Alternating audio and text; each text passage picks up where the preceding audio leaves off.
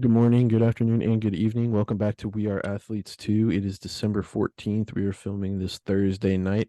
We do have a guest with us tonight, Mr. James Walker. We don't have Cade and Jack yet. Hopefully, they'll be on probably about midway through the pod tonight, but we'll see what happens. But like I said, we do have James. James played at Southeast Oklahoma in Durant, Oklahoma. Got to play against him, had some very interesting times. I'll never forget coming out week one, and y'all had a salty squad that year. Y'all came out Yeah, week one, and you walked up and you knew my name, and I was yep. like, "Oh fuck, what did Curb and Shavers tell him? What is going on right now?" So I'll let you tell everything, tell your story. You know where you're from, how you got to Southeast, your football career, all that good jazz. But yeah, just had to throw that out there to start too. Sweet. Yeah. From Red Oak, Texas. Didn't play football till my junior year of high school. Holy, Uh, Played D line, didn't touch offensive line my senior year. Senior year, like, hey, go play tackle. I was like, cool. I don't know what to do. Couldn't at first life of me. Couldn't learn the offensive playbook. New defense, back my hand. Love defense. So my buddy John, a good friend John, he was my guard. He's like, hey, go hit the mic. Sweet, kids do it. Say hey, you blocked in. Like, okay, sweet, did it. So just like a just a crash dummy, pretty much. Put a body on. Didn't realize you needed grades to get scholarships because I didn't care about school. I had to go JUCO. Went to Navarro, however you want to say it. Spent 2.5 years there. Um, and I was spent 2.5 years there. Got a conference title. And in 20, I guess the spring before we did that, tore my ACL in the spring practice for our spring game. Had teams like Iowa State, UCF, all of them had a lot of interest in me. Pulled out as soon as they found me on crutches. Cool. Went back for one last year, see we won. And what do we do? Went into the season, came back off ACL surgery in 4 months instead of 8. So I didn't have any other choice. I wanted to play. Played through the rest of the season. Um, didn't get many offers until after the season was over. A lot of schools in the GAC hit me up. Pretty much a lot of D2s outside of the MIAA, GLVC, VC. GLVC. Pretty much every one of them hit me up at one point. Decided to go with Southeastern because the only other D2 I really knew about was Wichita, which if they Mm, would offer me, would have went in a heartbeat. yeah. But yeah, they never hit me up. They never offered. Same thing with obviously Harding. They had no reason to go after me. And yeah, I ended up taking a tour to old Durant, Oklahoma. Fell in love with it. Fell in love with the coaches. There was a big family environment. And then yeah, so, I mean it's kind of how it ended up. Just very Throck hit up my old offensive line coach. He played with Throck coached him at Wisconsin Oshkosh. Mm. I think it was Oshkosh or Whitewater, one of the two. But he hit Throck up. He's like, "Hey, uh, got this tackle, needs a place." Throck hit me up. Went there the next weekend. Kind of had happened. Wow. Yeah. Okay, so how the fuck did you come back from an ACL tear in 4 months?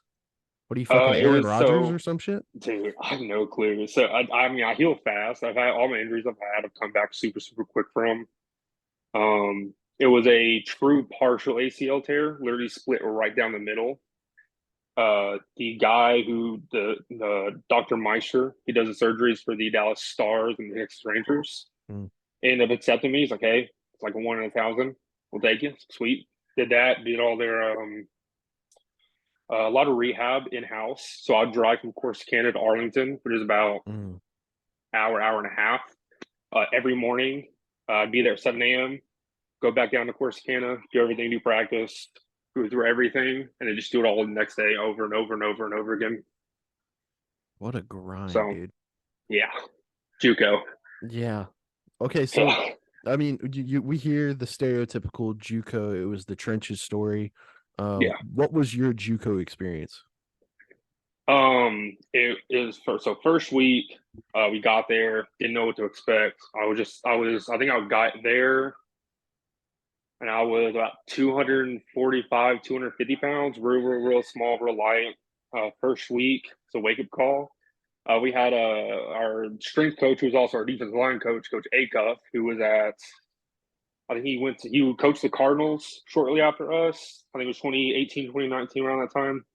But he drive from Waco because the staff was from Baylor the Mm, year after they all got fired after all that stuff. yeah. So they pretty much just all went to Navarro. So we wake up in the parking lot of the rec, because that's where our weight room was, and you just hear Coach Acuff's truck roll up. He gets out of the truck and you just hear him sprinting. You just hear his feet hit the pavement. All I hear is "It's a great day to die," and then he just gets straight into it. So it was a wake up call there. The weight room is crazy.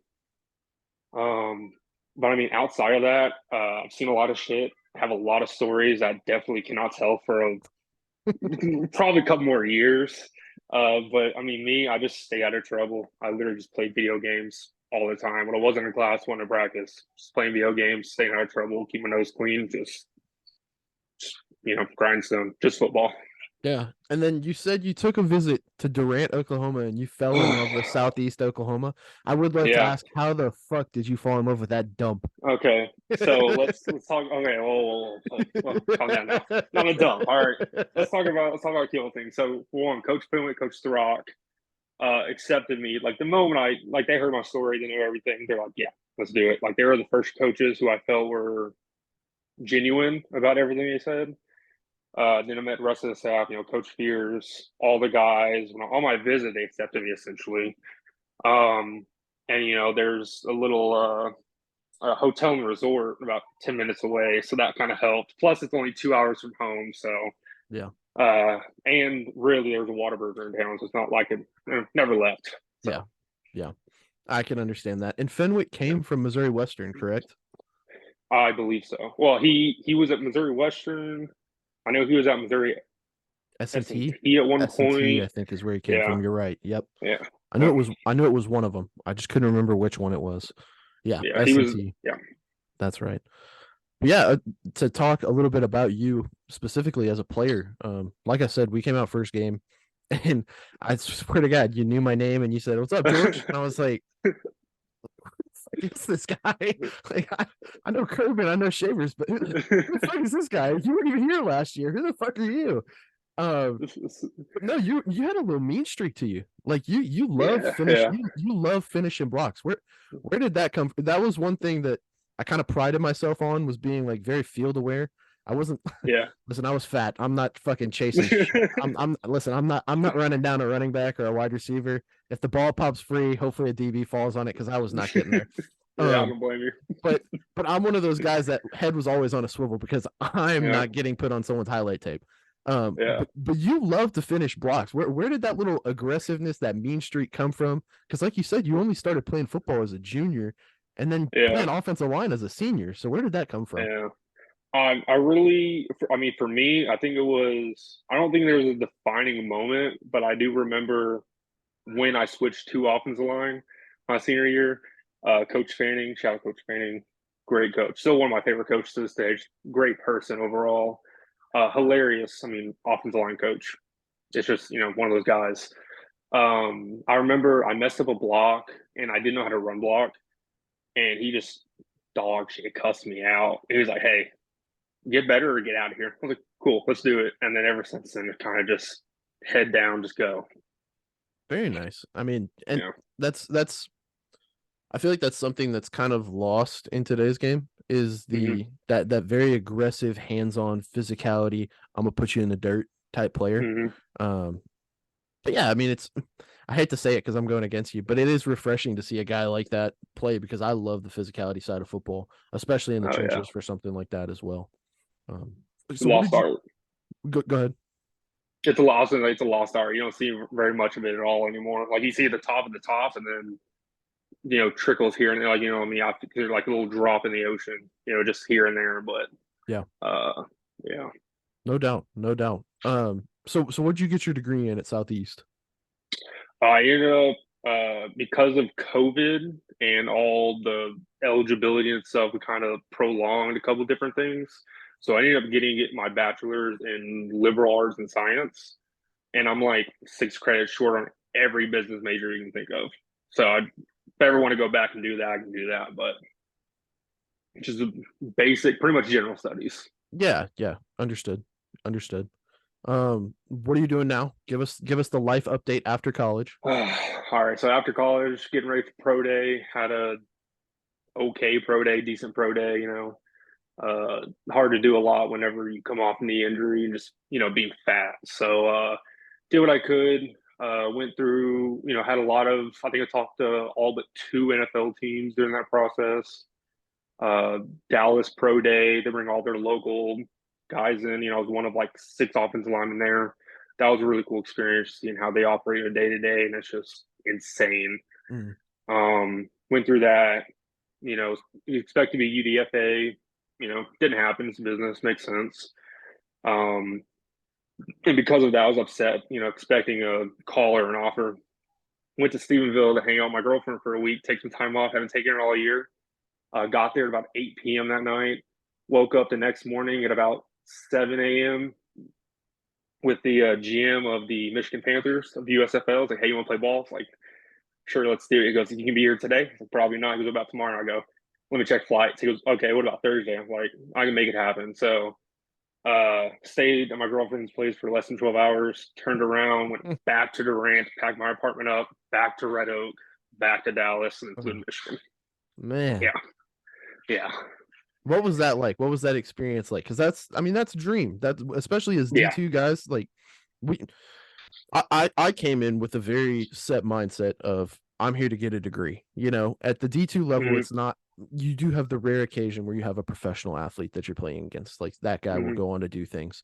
But for most of us, the realization is you're getting a job after 4 years, like Gage Yeah. Porter should have done already. But You should have done it 4 years ago. Yeah. Yeah. God damn, man. But yeah, I mean that's such a dream to get that call, to have that experience, that opportunity. So, I guess in your words, how would you describe that opportunity and that whole travel process of getting up to Michigan as well? It was, I mean, it's an experience. I mean, in the nicest way possible. I mean, I didn't know what to expect going up there. So I was like, okay, USFL, I know it's spring league. Let's see what they're about. I mean, you get paid to play football. You get paid to play a game and be around guys who want to do the same thing. So like, me being one of the bigger guys, not only at Southeastern, but the conference, I'm like, okay, I'm not huge, but maybe I can size up to a lot of these guys. I walk into the meeting room. We got dudes like Berdarius Ham from Auburn. We got dudes like Keith Williams from Colorado State. Got dudes from Clemson. Our boy Noah Johnson from K State. He's a dog. Just I think we had like 11 or 12 different dudes in there. I was like the third smallest. Holy shit! I was That's like, holy ridiculous. crap! Yeah. And then they just like I got there late during the day and they had walkthroughs. And I'm going out there, and just the amount of guys that are out there that were in the NFL and just are doing this just to have fun and play still, or even get a chance to go back to the league, was insane. It was a wake up call. Like, okay, cool, I'm not in college anymore. Let's see how this goes. Yeah. But it was, I mean, it's an experience. It was, I'm excited to go back this upcoming year. I'm really excited for it. Having a entire off season pretty much to prep for it and it only, and not trying to run fast and sprint, which offensive linemen don't do. It's stupid. Hmm. But yeah, it's definitely experience. Just one of those things that you get to experience it, go for it. But I mean, I'm still at a loss of words from it just because of the experience as a whole. That's experienced a lot of cool shit. No, I God mean, damn, bro. it is though. I mean, and there's Yeah. there's there's a lot that goes into it too. Um, so specifically, what would you say the biggest adjustment has been for you going from Southeast Oklahoma, Durant, going up and playing in the USFL for the Michigan Panthers? Dude, I mean, it's got to be. I mean, really for me, because I'm very critical about myself, and I think it's one of the things that helped me succeed at Southeastern and at that level. But it's a little bit of everything. Like I need to get stronger. I need to get a little more, a little smart in the playbook. On the field quickness, mentally, not necessarily, obviously physically as well, but like just schemes, reading defenses, because you're not playing against guys who have economics exam next week. You're playing against the guys who want to run through your chest and put you on highlight tape so they can go get in a training camp. So it's a completely different ball game. But really, the biggest difference that I saw between the GAC and D2 ball and them was one, the size, and two, it's like the 1% that you can get better. It's just like the smallest things that you like, I don't even know how to explain it. It's just the small things. It's just those tiny, minute details on a daily basis. That's a big difference. Would you say it's more so fundamentals, or is it everything as a whole? Just everything has to Everything as a elevate. whole. Everyone up there didn't have a fundamental issue. It was like, hey, let's work on like this little bitty thing. Let's work on this little bitty step. Let's work on this drop in the cover. There's just like, hey, let's do this in your set. Let's not do. It's just literally when they say it's a game of inches, it's literal inches is difference. Nice. That's awesome. That's awesome. I'm happy for you. Yeah. I'd say us being GAC alums, we're proud of you. Going and representing this podunk conference that might have a team going to the national championship, but fuck them. I mean, it's a cool experience and a cool thing to see a guy that you played against go and play professional football. From D2 ball, from seemingly, something you wouldn't expect every now and then. So, yeah. Anything else you want to add for your story? Anything? I know you mentioned some of the schools. You said you had a bunch of D2 offers. Did Midwestern Yeah. or anything offer? I know they're close to home as well. So it wasn't. So it was the MIAA schools, and I think the only is Davenport. Is that GLVC? I th- Ooh, Michigan Davenport? I think they are. I think they are. Because I'm not completely Let sure me about all the conferences. They're all so Yeah, let me look real quick. jumbled up. But I know Davenport is one of them. Like they sent their offensive line coach down to come recruit me out of Navarro. And at the time, I just didn't even know anything about it. But it was so far away, I didn't even give it a chance because I had Southeast was looking at me and all these other schools so close to home. Mm-hmm.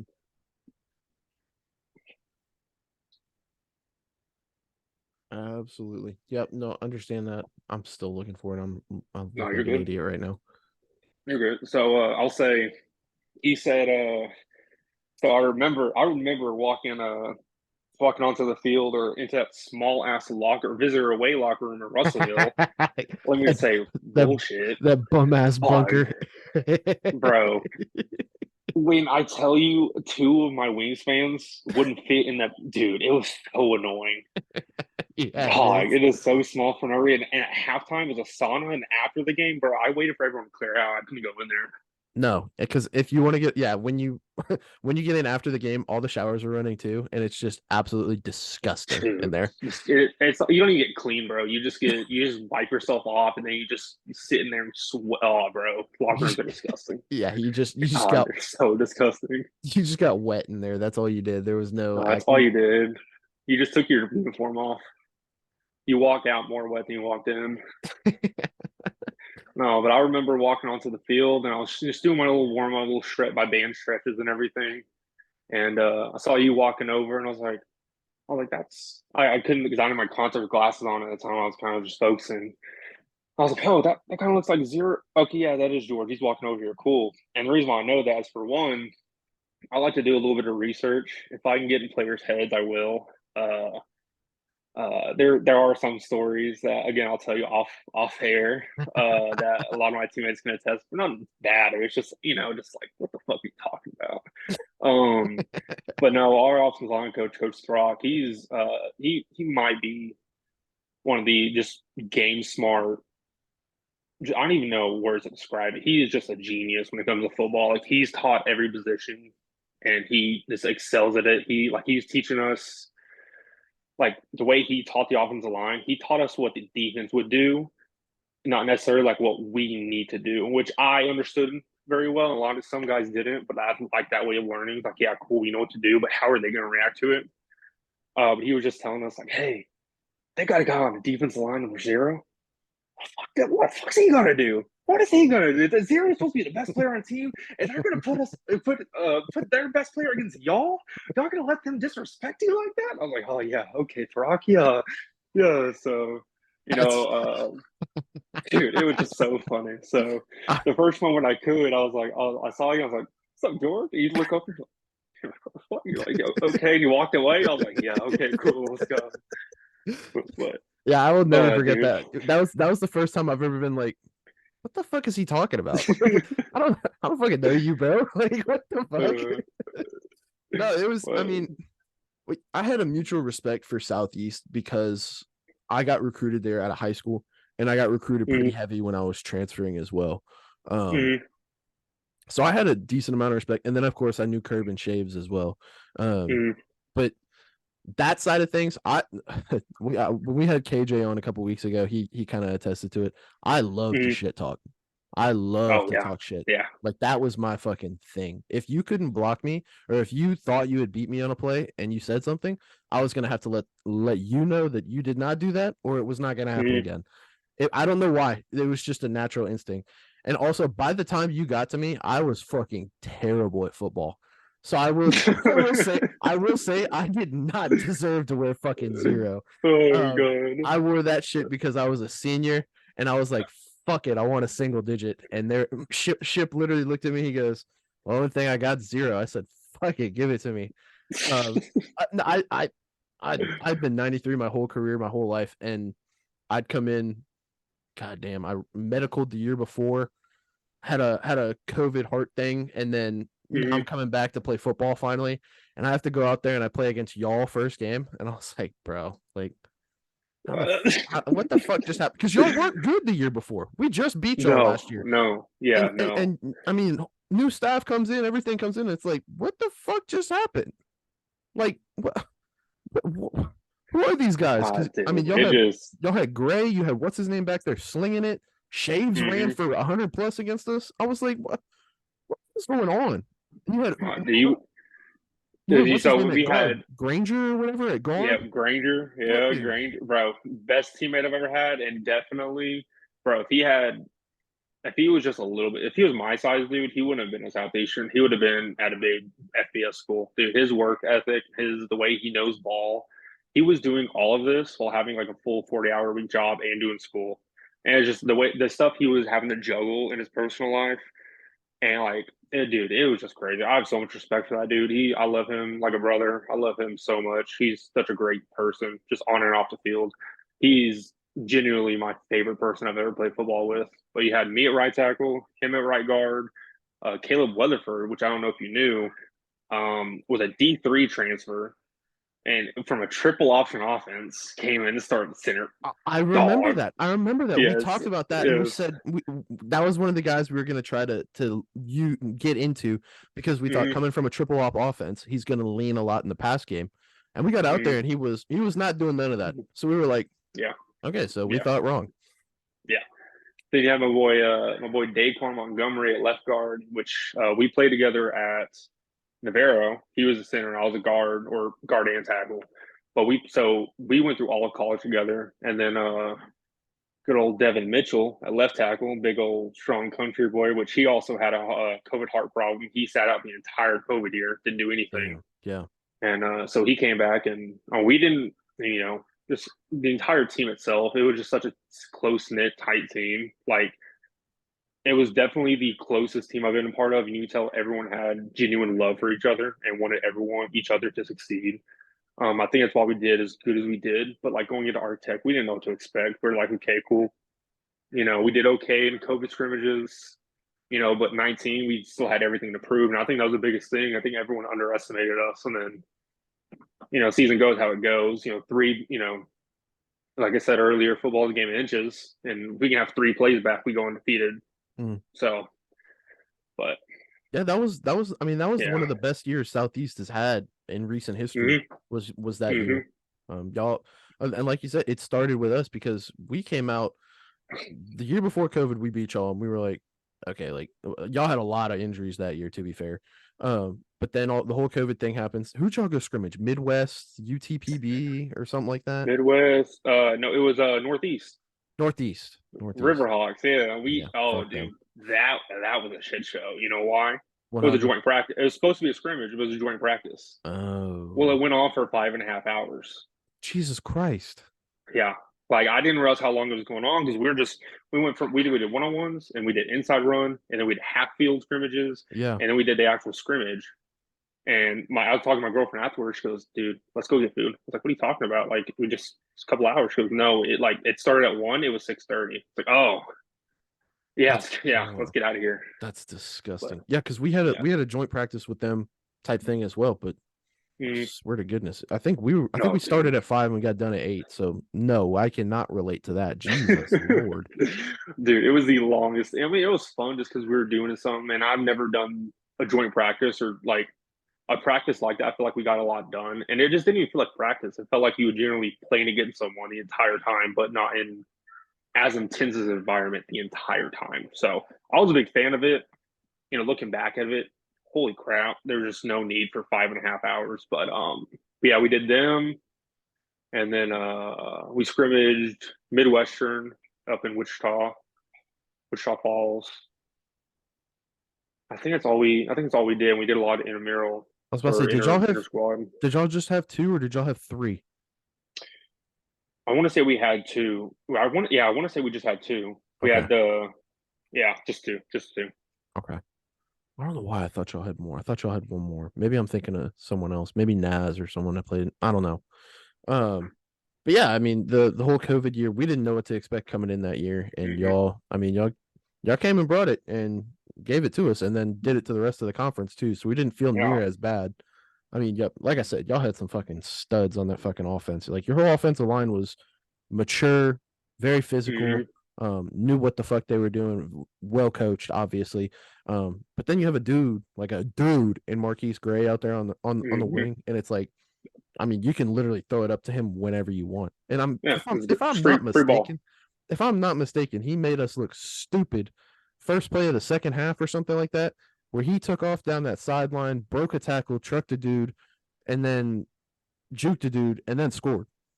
It was either him or someone else, but y'all, I I mean, mean that sounds like him. I don't remember that exactly, but I mean it doesn't sound too far off. but yeah, I mean, y'all had a squad that y'all went on to a bowl game, right?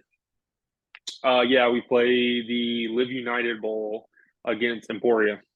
Oh yeah, okay. How was that? Yeah. How was that playing them? Won in a last second field goal. Okay, Fun as hell. yeah, I bet. I bet. Yeah. Did you? So you got to see their Madden Jack real quick. So you got to see their fast tempo up in person. What did you think of Emporia State's tempo? I loved it. That's what we ran at Navarro. We were in air raid tempo. Oh, it was I love that offense. So when I got to Southeastern, like I came from, we ran the ball at Navarro maybe 10 times a game through the ball. That's all we did. So we Mhm. got Southeastern. It was like a 50-50 split. I was like, oh, this is easy. I got cardio, done. Easy. Pass pro, done. Easy. Needed to work on run blocking, but yeah, I loved it. Like it for me, I don't like sitting off the field very long. All I need is a couple seconds to catch my breath, and I'm good to go for the next one. Yeah, and that's the unique thing too with offensive linemen. It feels like y'all never get tired, and we as the fat boys on the defensive line are huffing and fucking puffing. But it's like, God damn, man! Like, how are y'all still doing this shit? Like, y'all are on a 15 play drive. But yeah, that tempo from Emporia is fucking disgusting. I hate that shit. Yeah, That yeah, was the fastest shit. I mean, we played them at NSU, and it was like, holy fuck! Like, please yeah, slow dude. down. It's definitely like I can't imagine from a defense because in high school we didn't. I always played defense. If you're just go out there and hit someone, it's cool. I can make a play D line, whatever. It's high school, completely Mhm. different. But I couldn't imagine playing against it in college, especially against an NIAA team like an Emporia. Okay, so in y'all's district at Red Oak, who was in y'all's district there? So that year, my senior year, we had Lancashire. Um, Let me think. Arlington, Seguin. No, it's not Arlington. Seguin. Mansfield, Lake Ridge. Who else? Was Timberview Hatchie, was Timberview in there? Timberview. Timberview was one of them, or maybe Hatchie was out of our conference, but we did play them or a district. Who else? Midlothian, Alamo High or Arlington Heights. Was Heritage in there too? Midlothian Heritage. No, they were in the next district over. We Gotcha. we I think maybe we scrimmaged them in the summer before. I don't really remember. but I think they were just getting started my senior year. Okay, and I have to ask, being a DFW guy, how much has Red Oak changed since you've graduated high school? Has it expanded Uh, that like North Dallas has? so you talking about just so Red Oak? It went from a town perspective and a football perspective. Yeah, a little bit of We both. went for, so we went from my senior year. We had from a town perspective. We have Ovilla Road. That's the main road in Red Oak. And we have like all the fast food chains you can think of. We have McDonald's, Whataburger, Taco Bell. We had the Denny's. Panda Express went in the end of my senior year, and then we were 3-7. Oh, and Athens, also Athens. Oh yeah. Um, so now they're sponsored by Jordan. They have like 3, 4, and 5 stars. They were undefeated until they just lost to Alito. And now we have everything you can possibly imagine in Red Oak, and it's expanding. Like I don't even like going home because it's too hectic. The road sucks. Too many people. Just like I can't stand going back there, and I live 10 minutes away. So it's expanded quite a bit. Yeah, for sure. And yeah, that whole boom of Dallas is just continuing to Yeah, blow up in yeah, literally every direction yeah. everywhere. So I'm telling you, Waxahachie is about to be the next big city metropolitan area. Like Hatchie, Red Oak, Midlothian, man, like everything's about to just connect all the way around. It's just going to be hectic. yeah. And it's getting close to, I mean, Sherman is next to blow up to the north. Oh, dude, Sherman, And Sherman and Denison. that's gonna, yeah, I was about to say that's gonna blow up into Denison, and that's, I mean, then we're literally just talking Texas Oklahoma border from there. Yeah, we're just talking about one giant city all the way north up 35. Yeah, no doubt. Isn't Sherman that town that's right below Durant? Yeah, it's Yeah, that's where it's y'all below Denison. So that's where y'all had I think walkthrough. we stayed there when we played Southeast That's 2 years that ago. that's where y'all did the walkthrough. Is at their indoor. y'all went Yeah. all the way down to Or Sherman. no, yeah, 2 years ago. Yeah, they went down. I think so. That's right into Texas. It's like the first town Yeah, into Texas after you cross the border. Well, yeah, then like you Durant. Denison and Yeah, Sherman. we Denison stayed and there. Sherman are like one giant city, pretty much. Mm-hmm. Yeah, we stayed. I don't know why we stayed that far away. What was it, like 30, 45 minutes, something like that Like 45 from minutes. Durant. Yeah, did yeah. you I don't did know. I y'all guess I kind of liked having a little bit of a drive to the games, but did y'all stay at the resort, I don't Jack? know. No, we stayed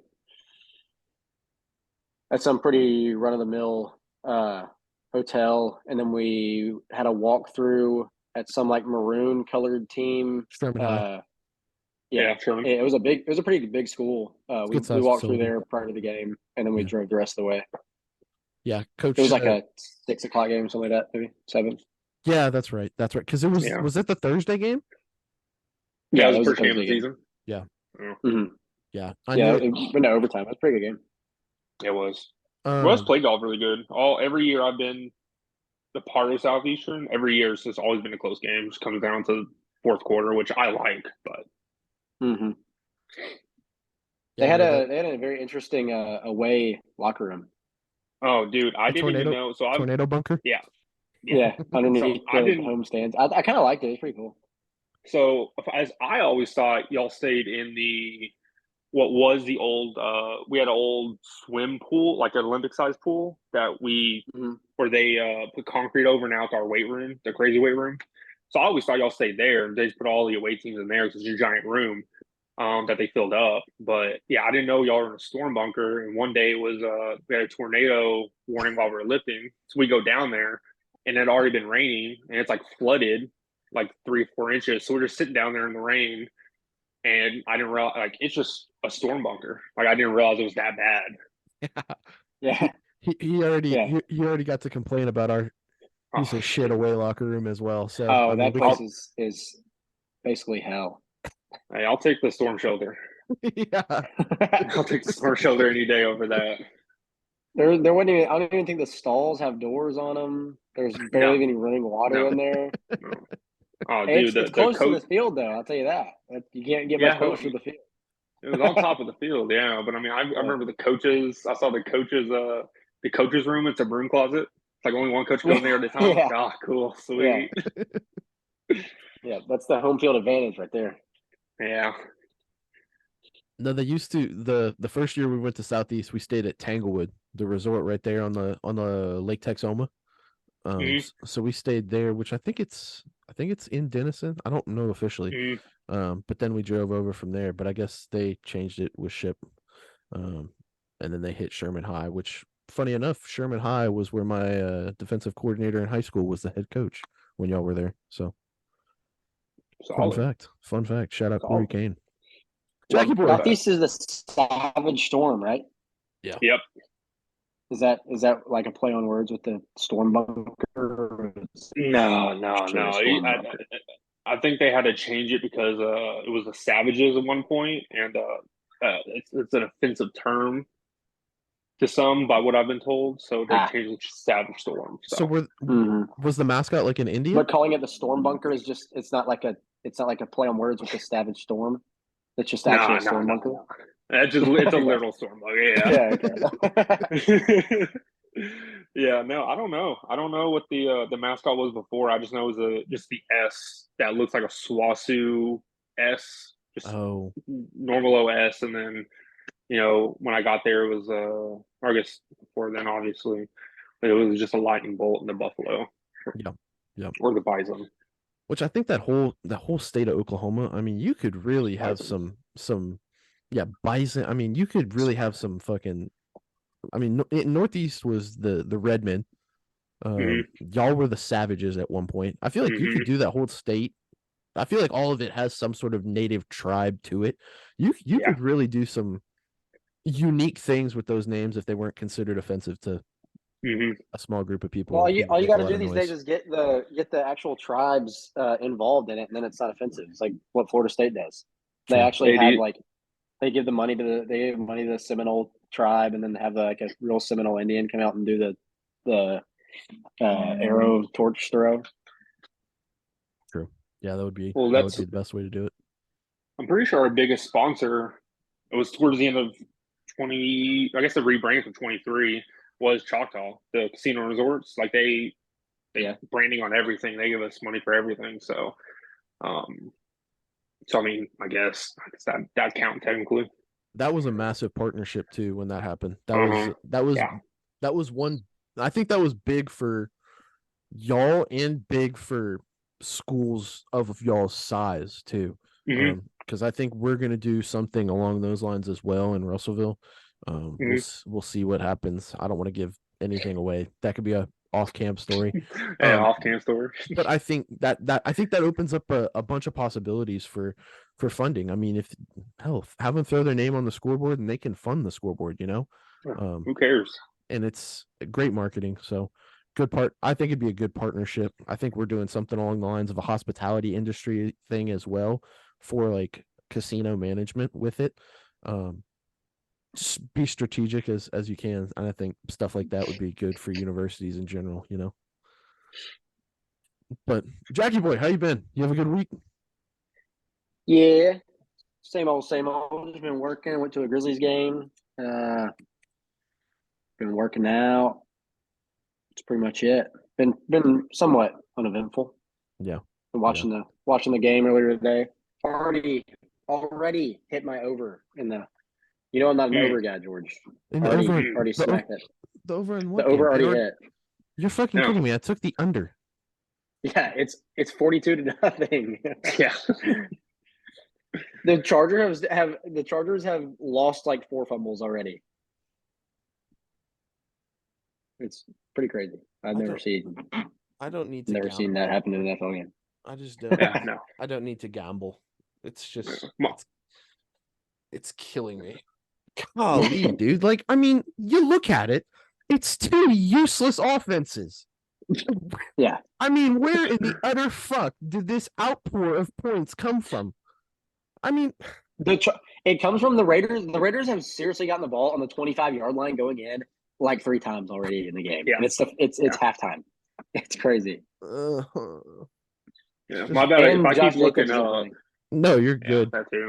If I keep looking up, I'm just watching the Chargers give the ball to the Raiders, and I'm just football, just handing it off to them practically.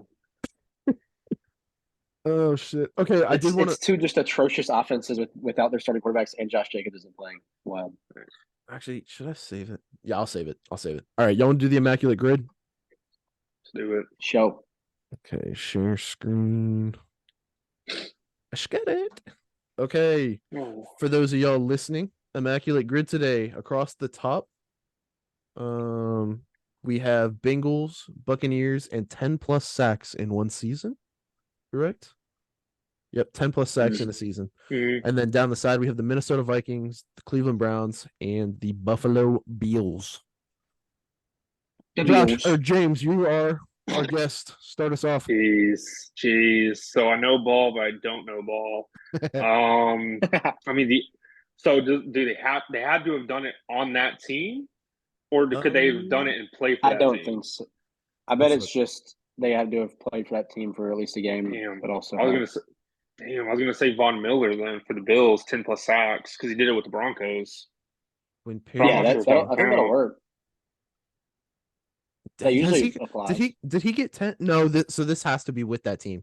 10 sacks Oh, it must has be to be with achieved. that team. Oh, 10 dude. sacks must be Damn. achieved in a season with that team. Uh Did what's his name? Darnell Hunter? The Vikings? Daniil Hunter? Daniil? Yeah. Now you're asking me to spell.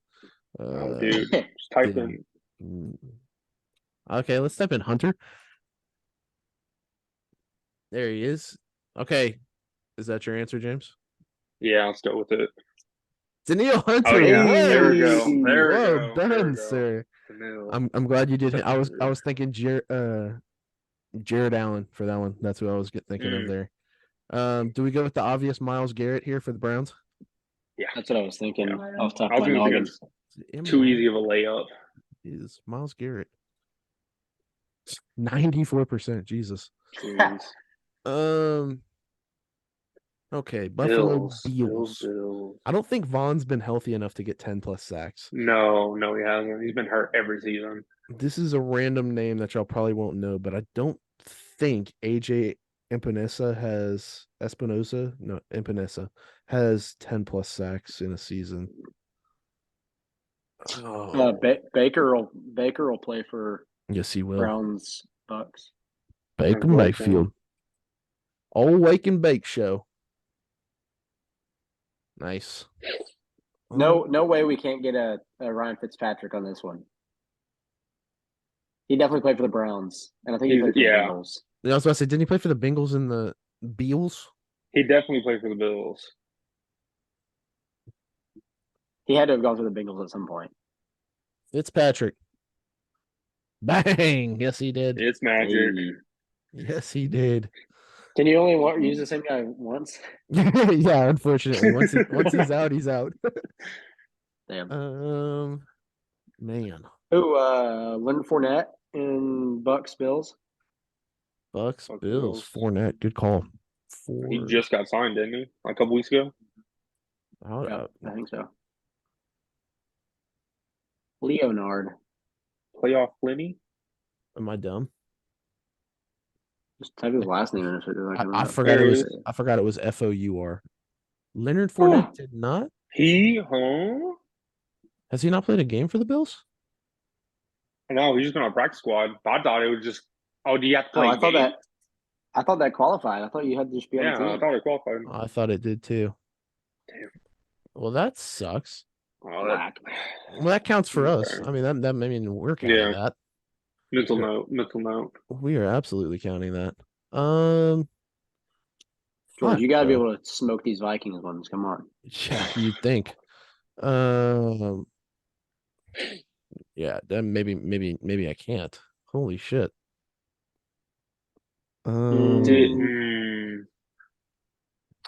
What's his name? The running back from USC, Ronald Jones.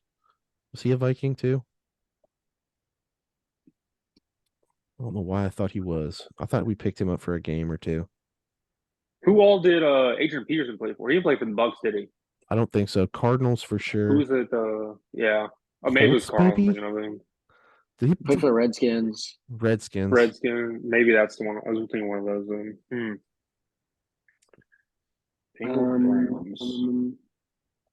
Did Carson Palmer or something play for? Did he play for the Browns? I don't know. It's so I No, get I get I think Bengals and Browns players mixed up so easily. I think Palmer was a career Bengal. Really? I think.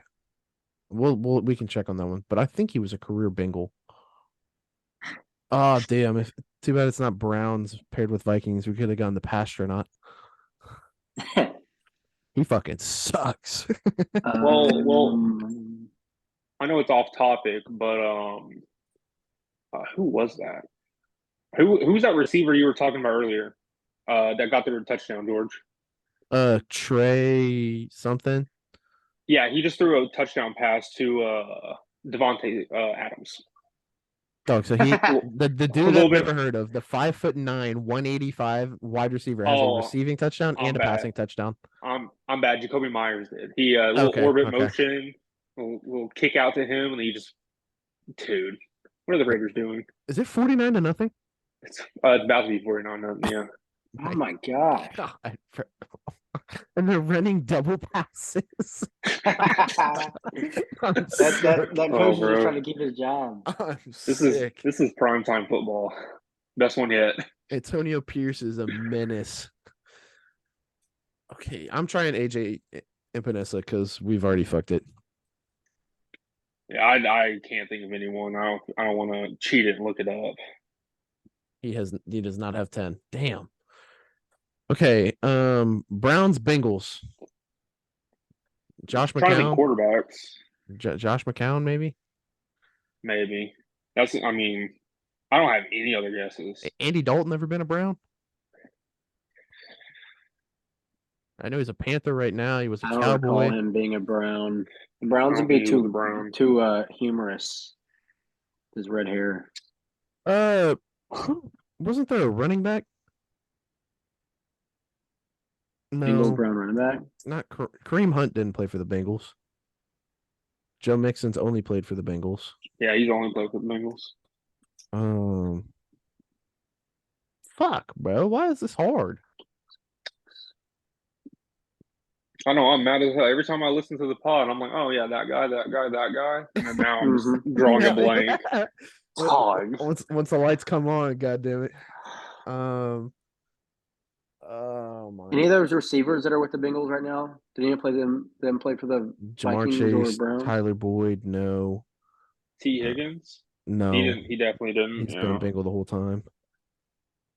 Dude, I'm trying to think. John Ross? Did he I know ever Mike. play? So No. Mike Hilton plays for the Bengals. I don't know if he's played for either of the other That's two. that name sounds very Viking-y.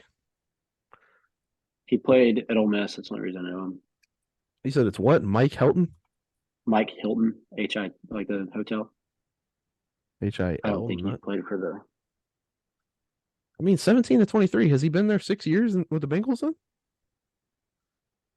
I mean, he could have played a game, been on practice squad. I know he He'd be on played practice for. squad now. Well, I was gonna say I know he played for the Steelers, but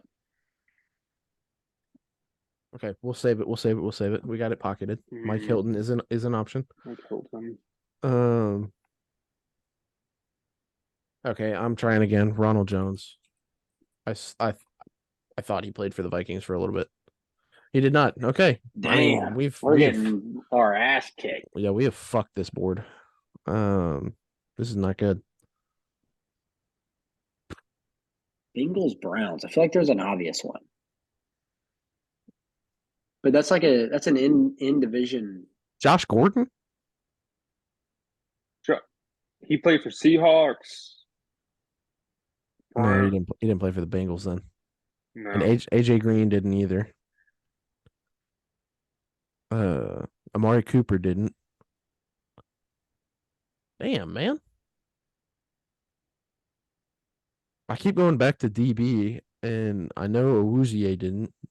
He was a Cowboy. Joe Hayden didn't. He played for the Steelers. Fuck, bro. If you hover over the teams, what does it say? It just says the year to present. Messed up that it doesn't like that they have. I wonder if they have to play in the game because the Leonard Fournette one. Yeah, they have to have played at least one game. It's fucking dumb. Fuck, bro. I'm out. I got nothing. Yeah, I'm drawing a blank. Throw Mike Hilton for one of the Bengals ones. Mike Hilton. Come on, Mikey. Okay. Do we try him on both? Vikings. Sure. All 'Cause right. I can't think of a freaking brown It's so Bengal. hard too when you get stuck on. It didn't work. So hard too when you get stuck on one player and you can't forget that person. Joshua Palmer, 80-yard touchdown, Oh, cutting the deficit down to a whopping 42. Bruce Smith. Ryan Fitzpatrick was the most popular. We got that one though. Or no, we didn't. We tried to put Fournette there. Yeah. Garrett Oh, I Allen. didn't know couldn't- you could use two. That's new. Oh, is this the most It's- popular? Yeah, That's it's just just the most most popular. Okay, yeah. okay. Larry I don't even know Ogunjobi. Larry. I don't even know that guy. I think he's a DT. I think he went to Charlotte. He's got such a unique name. It's just one of those names. Let's see. Let's look and see That why. one's rough. Let's see why Fournette didn't work. Oh, LaShawn McCoy. Oh, I did not think of that one. LaShawn. Dude, I need an ad blocker. Jesus Christ. Got fucking damn near E-bombed over here. Okay, well, that fucking grid sucked cock. Yeah, that one was rough. damn. Is it like a daily thing? Yeah, we Pretty could go quick one. to yesterday's real quick if y'all want to. Sure. Maybe we'll have some more success here. Okay. Across the top we have Colts, Cardinals, and Super Bowl champion. And then down the side we have Kansas City Chiefs, Pittsburgh Steelers, and New York Jets. Okay. mm, Let's go with the obvious Super Bowl winner for the Chiefs, Oh, Patrick. Isaiah Pacheco. Oh, Anyone he did say 99%. where is Pacheco? Okay, maybe I should just type in his last name.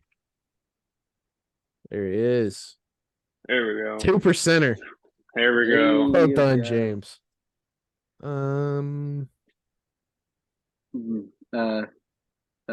Heinz Ward. I was thinking Heinz Ward. Hmm. Did Shazier win a Super Bowl with them? I believe it. Did he win it or did he come in the year after? I thought I that's why I'm confused. I thought it It's was around one of the the same two. time. What? Heinz Ward was only 7%. I guess Ben Roethlisberger is probably the popular answer there. Have the Jets? Joe Namath. Joe Namath. I mean, that's the only player I could ever name that's ever done anything for the Jets. They just win a couple more 86%. games. Aaron's going to come back. Dude, which is insane. Insane.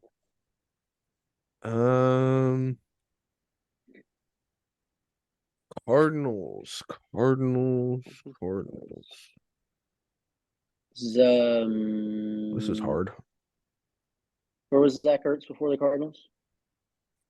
Wasn't Philly? he in Philly? Philly. Yeah, Philly. Philly, yeah. Just had a wide receiver. Anquan Bolden. Was he a Jet? I'm fairly certain he was a Cardinal. Well, No. Frank Gore. Gore was a The Cardinal? Colt. I'm fairly certain Frank Gore was a Colt. Pretty sure he played for the Jets at some point. I know he played 49ers too, no?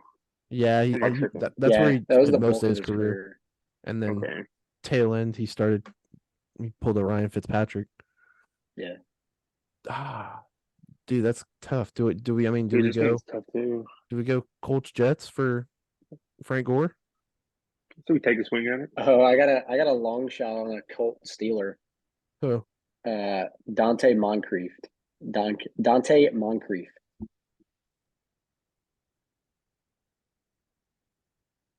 nice. 9%. Not bad, Jackie boy. Okay, Oh, we're shooting Frank. Let's go. Wow. Hey. Wow. 63%. What? Is that a Bills jersey he has on also? Yeah, dude. That dude God, was dude. everywhere. Everywhere. Um, Steeler? No. Colt Chief. Wait. Where did where did the one of the Pouncey Bros go? Did they retire with Ben? Or where did he go to? they Oh, split what up. Pouncey was that? They split I know up. they split up. Was one of them with Cardinals? I don't know if no, I don't think it was Cardinals. What team did he go to? Uh, Tampa, I think. Maybe. I don't know. I'll have I to don't look. know. Hmm. I know they split up, but I can't remember which one went where. It wasn't Browns, was it? It feels like a very pouncy place to play. No, Uh, he was stopping the head bashings. yeah, sure. Oh fuck, who did I just think of? And now I can't think of him.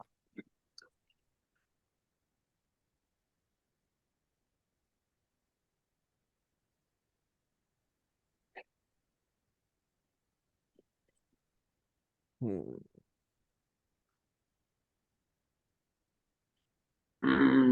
I know Jordan Watkins played for the Colts for a long time. I don't know if he ever went up to the Chiefs. He's a running back. Um, um, um, um, um, um, Dexter McCluster also played for the Chiefs. I don't know if he played for the Colts. I feel like he would have. I think he was a Saint, right? Dexter McCluster? Yeah, I don't remember being with the Saints. I remember him being with the Chiefs a lot. I do remember that. Dude, I get him and Deuce McAllister mixed up like Deuce played for the Saints like his whole career. those motherfuckers. I get them mixed up like that. Yeah. Damn, the Cardinals are I mean, That was there's gotta be a tight end that good. played for the Cardinals and for the Steelers. Like what's his name? Heath Miller or whatever? I associate the Yeah. Cardinals and the Steelers together so easily because of that Super Bowl, that like 2009 Super Bowl. I swear to God, I was just thinking that.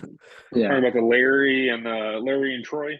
Yes. Yeah. Yeah. Yeah. I'm picking players out of that, and it's like, well, they didn't play. They played against each other. They didn't play with each other. So D Hop has been Texans, Cardinals, Titans. Is that his whole route? Yeah. Yeah. Um, Dude. I'm doing this one real quick. I'm fairly certain this one's right. It's not, of course it's not. damn. Fuck, bro. I wouldn't in a million years get a Cardinal jet, I don't think. Yeah. Yeah. Honestly, I'm trying to think of offensive linemen, and I cannot think of anybody for the life of me who played on any of those teams. Braxton Berrios always been a Jet. Jet, Dolphin. Oh, Dolphins. Dude, I don't think he was a Cardinal. Huh. I think he's just been a Jet and Dolphin. Who'd Tony Gonzalez play for? Just Chiefs and Falcons? Chiefs Falcons. Chiefs Falcons, yeah. Or Alex Smith? Ooh. Wasn't he? Ooh. Was he just a Chief though? Niners.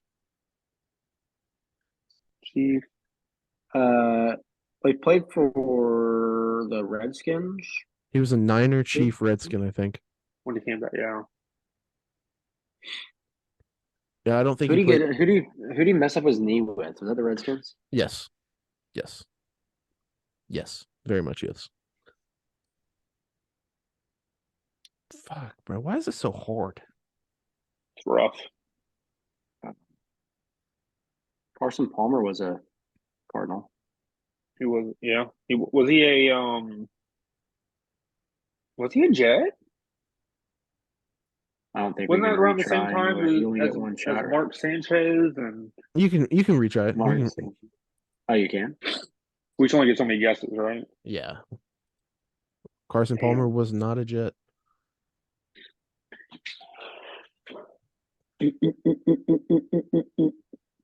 Jerome Oh yeah, I Bettis. see the guesses left. Jerome Bettis never played for the Cardinals, right? No, What, bro? This is ridiculous. dude. I'm stumped. I don't know anyone else. I mean, I'm trying to think of Colts players. Who is the receiver for the? Is it Alex Pierce? How long has he been in the league? No idea. I only remember him as a Colt. Type in his name and see how long he's been in the league. Because I only remember him as a Colt, but It's just PI.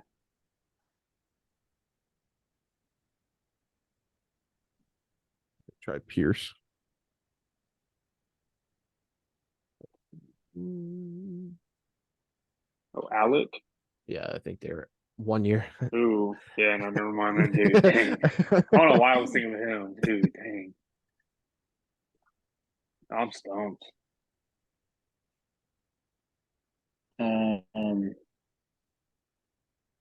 Could try if we're just trying stuff. Steeler Cardinal Sinquez Golson. Excuse me. SI. No, he played for the. No, he played for the Steelers. SEN, I think. SENQ. Easy. What's up? Didn't work. Pulling up goal.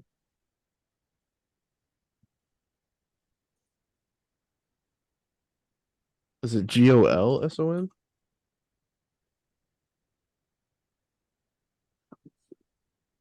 I'm not seeing a Sinquez.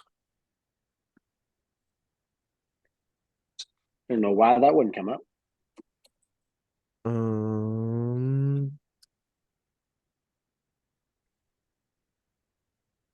Can also always try this. Oh, The god next to the damn it, cluster. dude. Fuck me. Oh, Oh how did I yeah, forget all he right. played for the Yeah, Fuck, bro. freaking Sorry. Steelers? Oh my yeah. gosh. Forgot about I that one. only remember him as Cardinal. Damn, Forgot about that one. good pull. I Good think he pull. I think he I'm fairly certain he got cancer while he was in Pittsburgh. Yeah. I No, forgot no, he was he the he He had got cancer in college. college at Pitt. Yeah, That's yeah. right. And then got drafted by the hometown team. I remember that now. Okay, let's see if we can knock out one of these Chiefs. If we don't get one Chief, this is a fucking disaster. Chief Chief Cardinal. Chief Cardinal.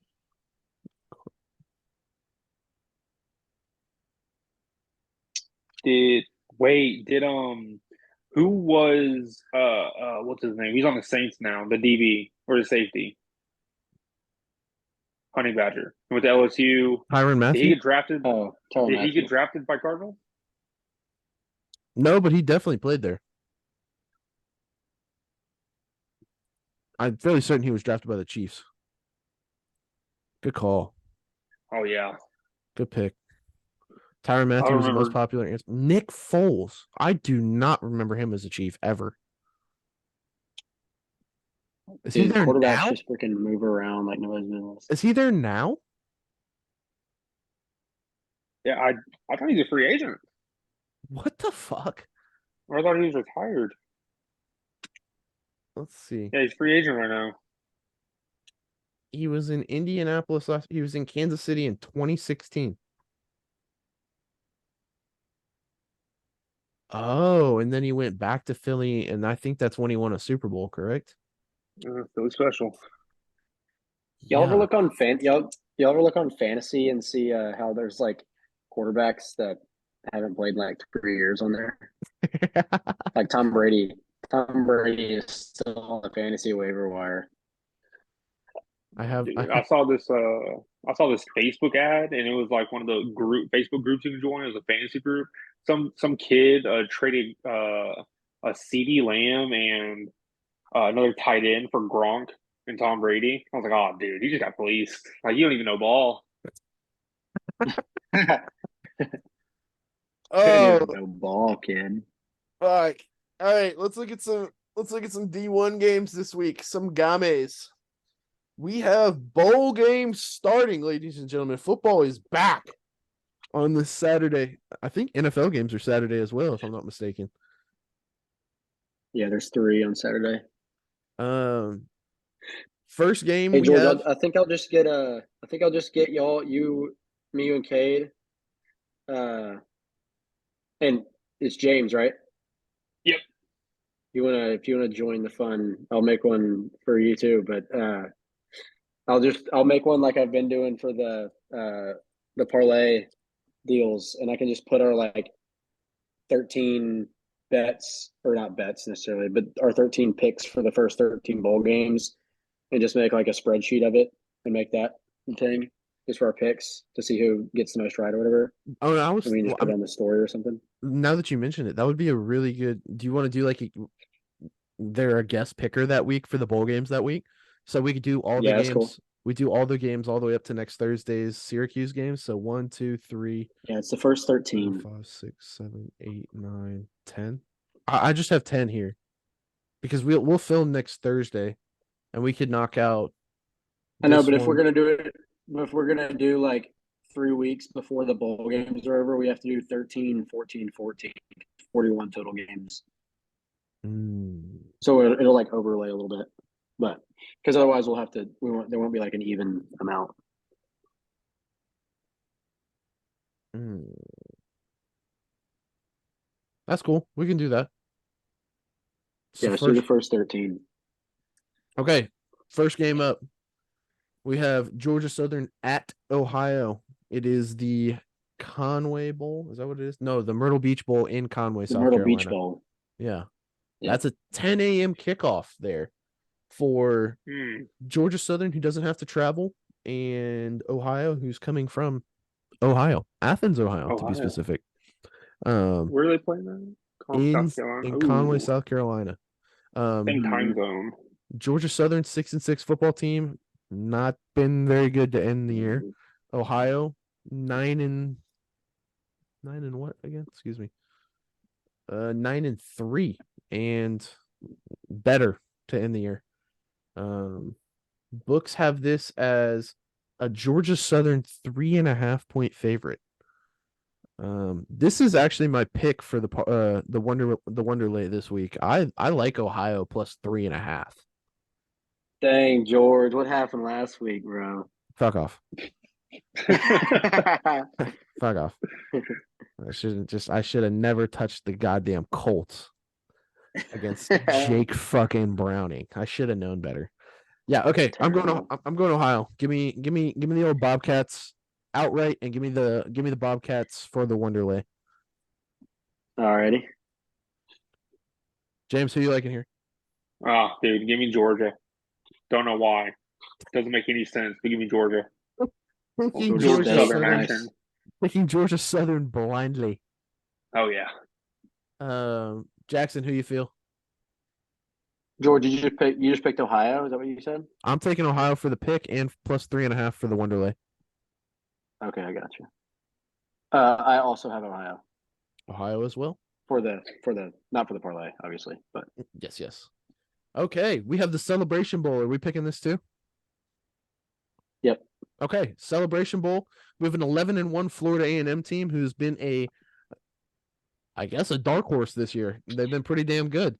Howard 6-5 coming in. I don't know a ton about these two. Look at the records here. Howard has ended the year much better than they started the year, considering they're 4-1 in their last 5, which means at one point they were 2-4. And then Florida A&M has been whooping people. This game is always close, and this game never ends like I think it will.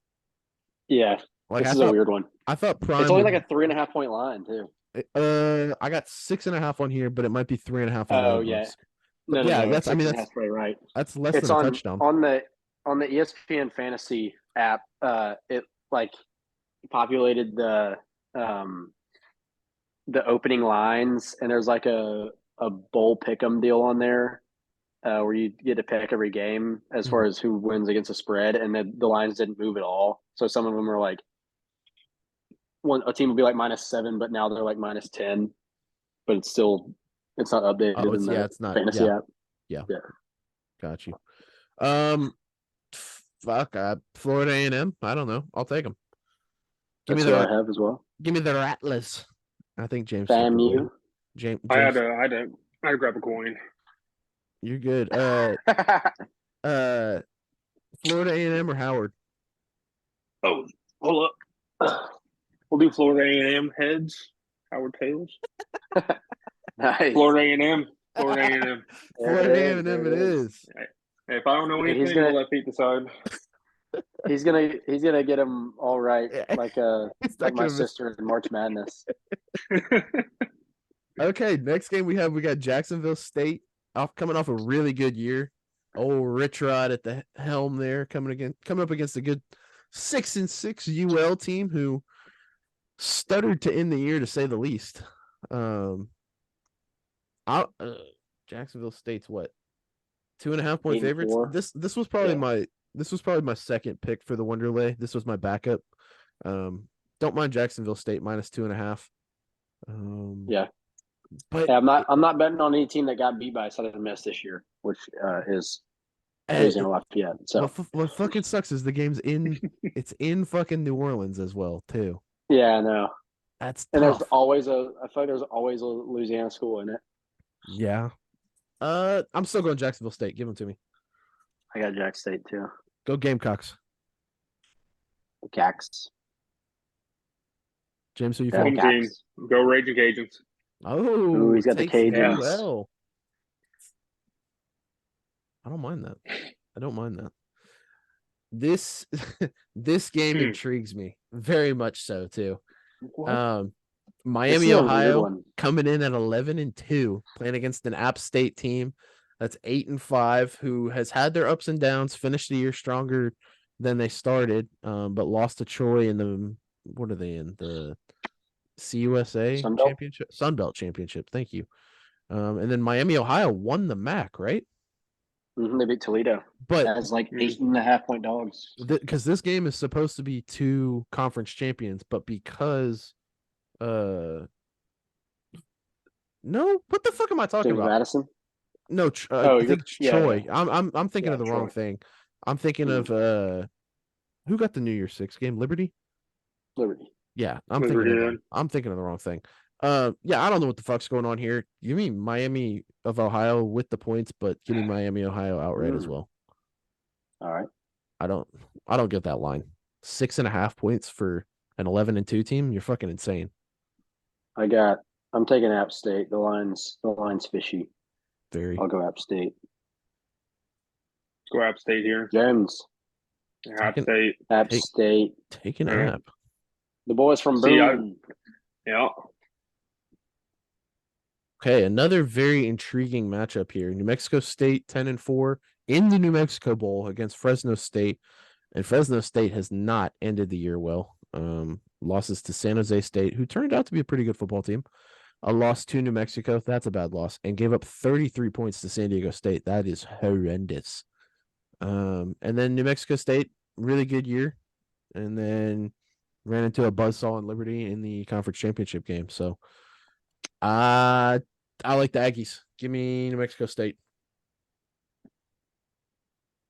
I'm also going to Mexico State, and I think that's going to be my parlay pick. I like them. I like them in the home state after a pretty good season. They're going to be high off of that one after coming into the year not expected to do much, and then they went 10-4. I think that's a good recipe to win a bowl game. I agree. Against a team that's not playing well lately either. Mm-hmm. James, who you like? Just like a discussion board, you got to hit that. I agree with this also, and then I don't have anything to add, so let's go with the Aggies. The Aggies. Y'all took any and all talking points away, and I barely have any, and I'm just like, yeah, let's do it. Yeah. Yep, that's the one. That's the one right there.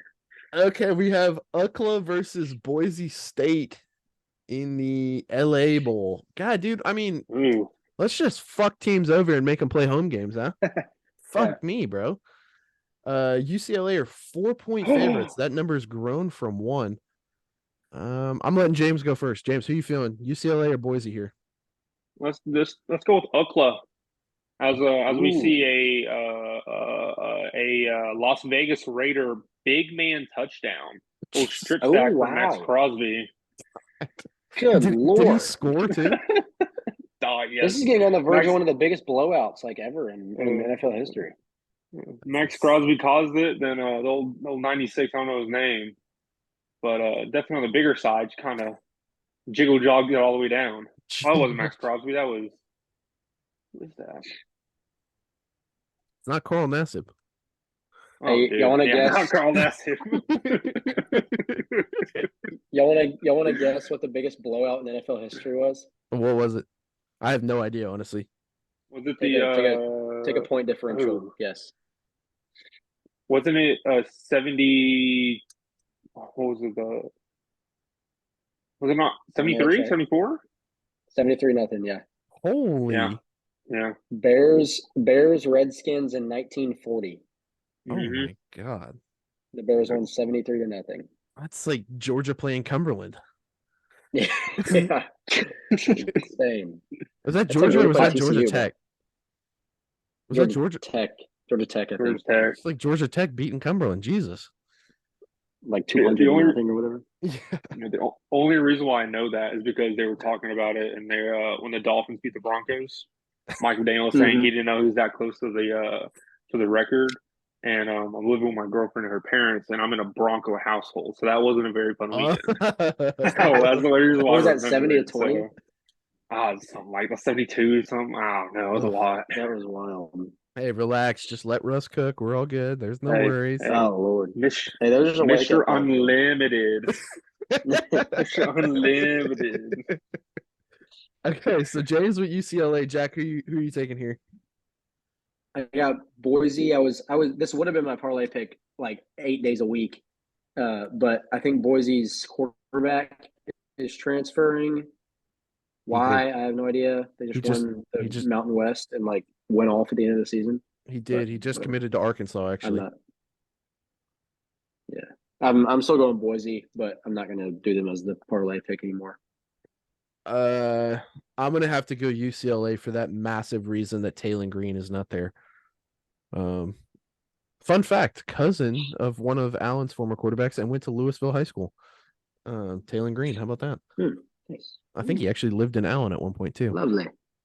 Yeah, give me Ukla. I just don't think Boise overcomes backup quarterback. Granted, they've probably had a couple weeks to deal with it, but yeah, don't see it happening. And on to the disgusting game of the day, and they made it the nighttime game, and they should have put it at 10 o'clock because no one wants to watch this tomfoolery. Who starts at 8:15 in Shreveport, Louisiana? What the fuck is that? Yeah, I mean, they should have made it start at midnight in Shreveport. Yeah. I mean, invite no fans. Make this a closed stadium game. No cameras, nothing. Like this is COVID game. This is awful. This is Georgia Tech Cumberland. Get me the fuck out. Cal coming in 6-6, ended the year really well. Good win against a Wazoo team that played Washington tight. Won their I guess that's their rivalry game against Stanford, and then beat the hell out of UCLA to end the year. And they had to win those games to be bowl eligible, so that's damned impressive. Texas Tech said, "Hey, how's it going?" and got the shit kicked out of them by Texas, but came off wins against UCF, Kansas, TCU, who all suck, by the way, and then lost to BYU, who sucks even worse than those three teams. I don't know what the fuck to do here. The spread says Texas Tech by 3. Is there any chance I can not pick this game? Because this is so this is an easy pick solely because you got a guy in the league right now who's defying science in the Achilles factory. You know, shout out the Achilles factory and all that stuff they talk about on the Pat McAfee show. Let's go California Golden Bears. Just there, Aaron Rodgers is going to send some good vibes and dolphin vibrations over to the team before the game, and then they're just going to dominate. And dolphin vibrations. Not the dolphin vibration. Oh my god, bro. I listen to that every time I'm making recruitment drives, so that's fucking hilarious. That's good shit right there. Why did that remind me of the scene in Other Guys when he's talking about making a extravagant breeding apparatus with kelp about the freaking tuna and the lions? I thought you were gonna mention the velvet painting of a whale and a dolphin getting it on. I guess that was Todd. Whenever they're like in the in the Oh, office, and dude. he's like, Wahlberg says something about he's a lion, and Will Ferrell's a tuna, and then all that shit happens. Oh Jesus. Who are you Who you got, taking? George? I'm taking Cal. Fuck that. I'm taking Cal. I'm sold. I mean, Dolphin vibrations all week. the Dolphin more I look vibrations, at it, the dog. more I like Cal coming. Like, I like teams that have had to work for their bowl eligibility. But that can kind of go out the window later in the season after the kids are tired of being there for a month, and then you got to travel to Shreveport, Louisiana from California. And So Shreveport, that being said, too. I'm gonna go with the Red Raiders. He's taking Tech. Okay. They got to avenge that horrible loss to Texas. Yeah, I mean, that was an ass me. How about this game? They said let's kick off bowl week with a 1:30 in the afternoon game on a Monday. Like, motherfuckers have jobs, you know that, right? Like what are we doing? I'm listening to that definitely all day on Monday. I mean, yeah, I'll listen, but like, I'm I don't know. Do I really want to tune in for the famous Toastery Bowl? Like, Where is this one? I don't know, bro. Oh, Charlotte, North Carolina. Why is that the time? No one's gonna be there On a Monday, bro. Like, it's not a Saturday.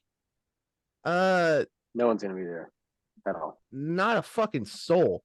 Western Kentucky cannot run the football. I got From what it looks Hilltoppers. like. They can't run the football. I'm taking the Hilltoppers. Yeah, I guess The they're Hilltoppers take pride in bowl games. Their only 2 losses too in their last 5 are Liberty and New Mexico State. So that's not terrible losses. Yeah. I think ODU is fraudulent. Again, I say that. They lost to James Madison, Coastal, and Liberty. But they also only beat Georgia Southern and Georgia State by a collective 4 points. Yeah, give me Western Kentucky. This is disgusting. I can't believe I'm gonna have to watch this game because there's nothing else on TV. That's crazy. I'm Why just would you not not going put to that watch at TV. night? It's the only thing for people to watch at night, and you put it at 1:30 in the afternoon. The hell? Oh, I guess the Monday night game. That doesn't seem like a good business decision. I guess the Monday night game would take precedent, and it's on ESPN. But still, put it at like 3, like fucking 1:30, bro. 4. Yeah. I just got done with lunch. God damn it! Like, I can't even go to lunch and watch the game. Oh God, James, who you taking? Hilltoppers. I mean, it's just. I mean, there's not really much to go off of here. It just. There's not much to Kentucky say. sweeps that one. I think, if I'm not mistaken, he came from Sam Houston. No, I need to see his historical, or Houston Christian, maybe.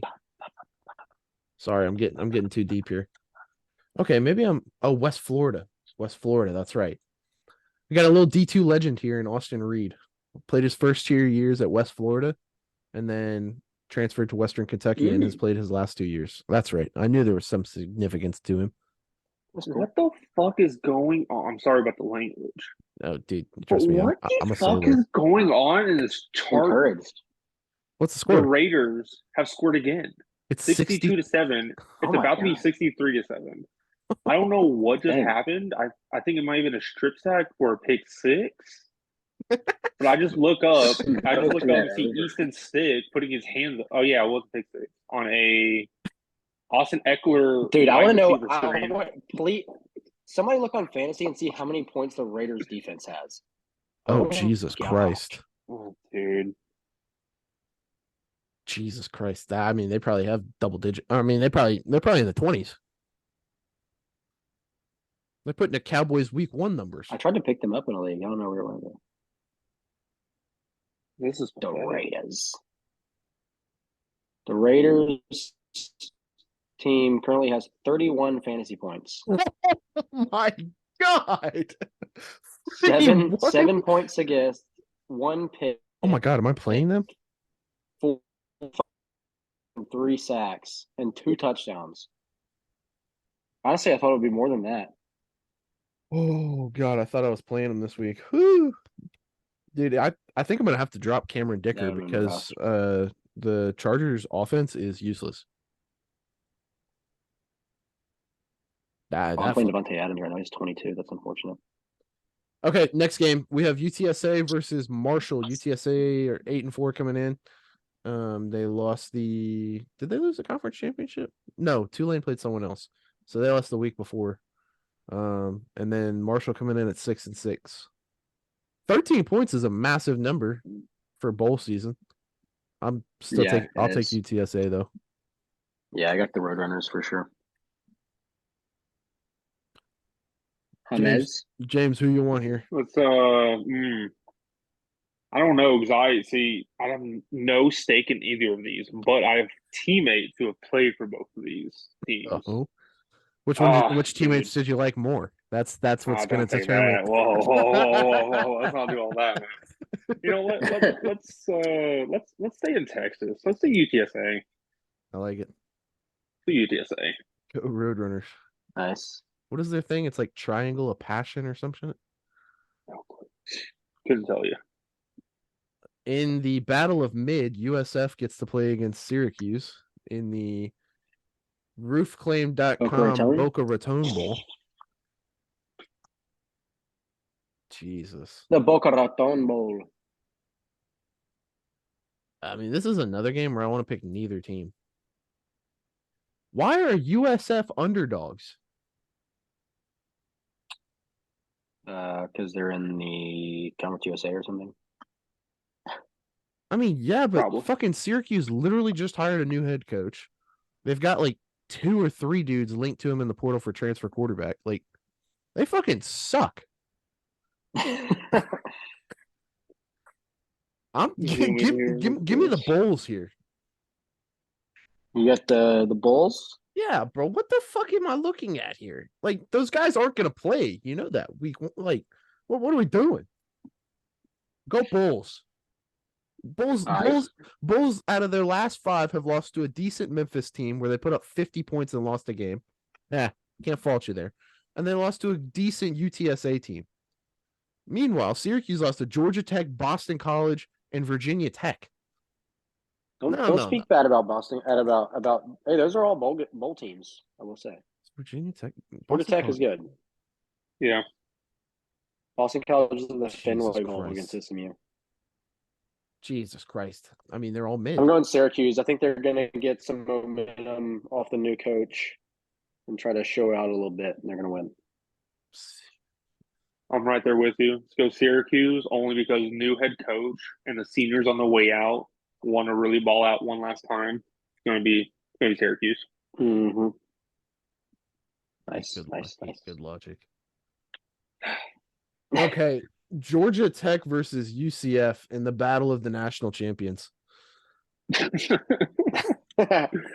Who see. did they play? UCF is a 4.5-point favorite against Georgia Tech. I don't think I agree with that number either. I want the Yellow Jackets 8 days a week. When is this game? It is at 5:30 on Friday.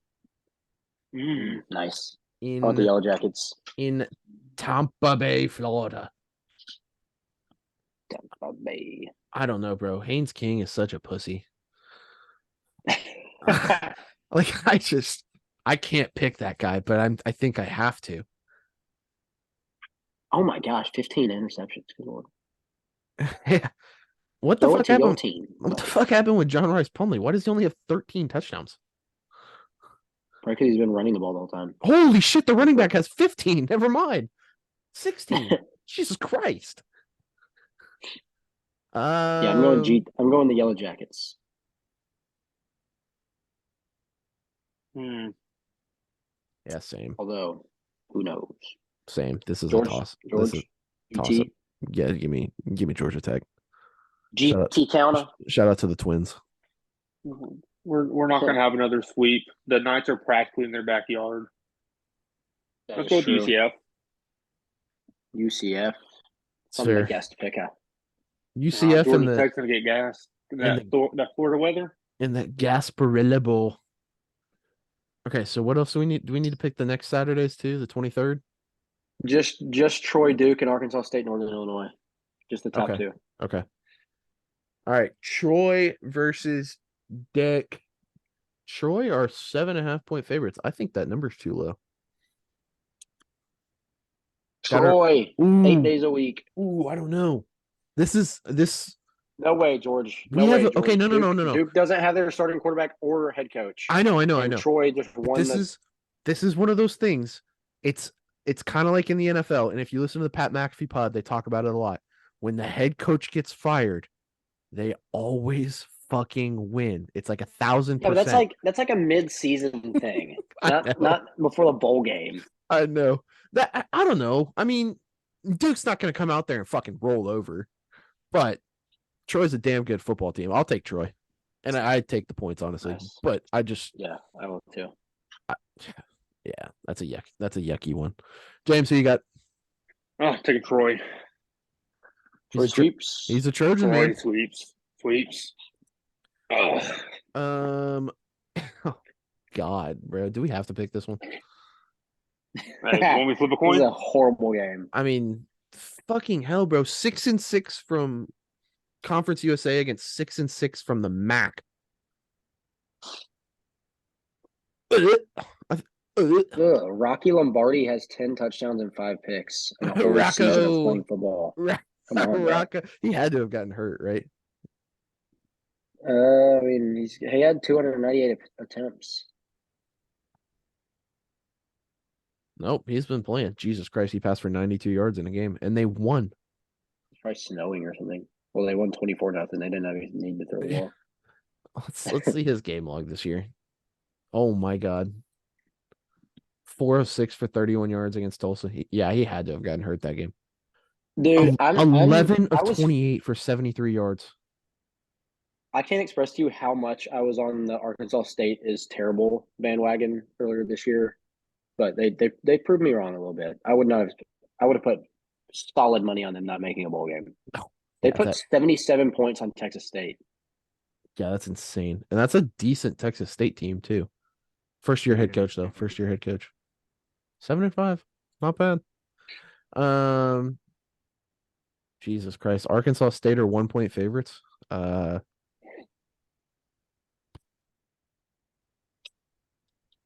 I literally don't know. I'm going the Huskies. They had to win their last two to be bowl eligible. They got a pretty old team, if I'm not mistaken. Another one that I think the seniors are going to want to go out on top. This is kind of this is kind of Montgomery, a big, Alabama. Yeah, just not really. This is kind of big class for them because Lombardi, it feels like, has been there for fucking ever, and they're usually historically they've been good in recent history. So, yeah, I could see NIU. I'll go Arkansas State just because it's in Montgomery, and I mean, I don't know. I'm strictly basing it off of that. I have nothing. Yeah, it's a weird game. Last one, James. I don't know. There's not really much to go off of here. Let's go Arkansas State just because their school logo is better.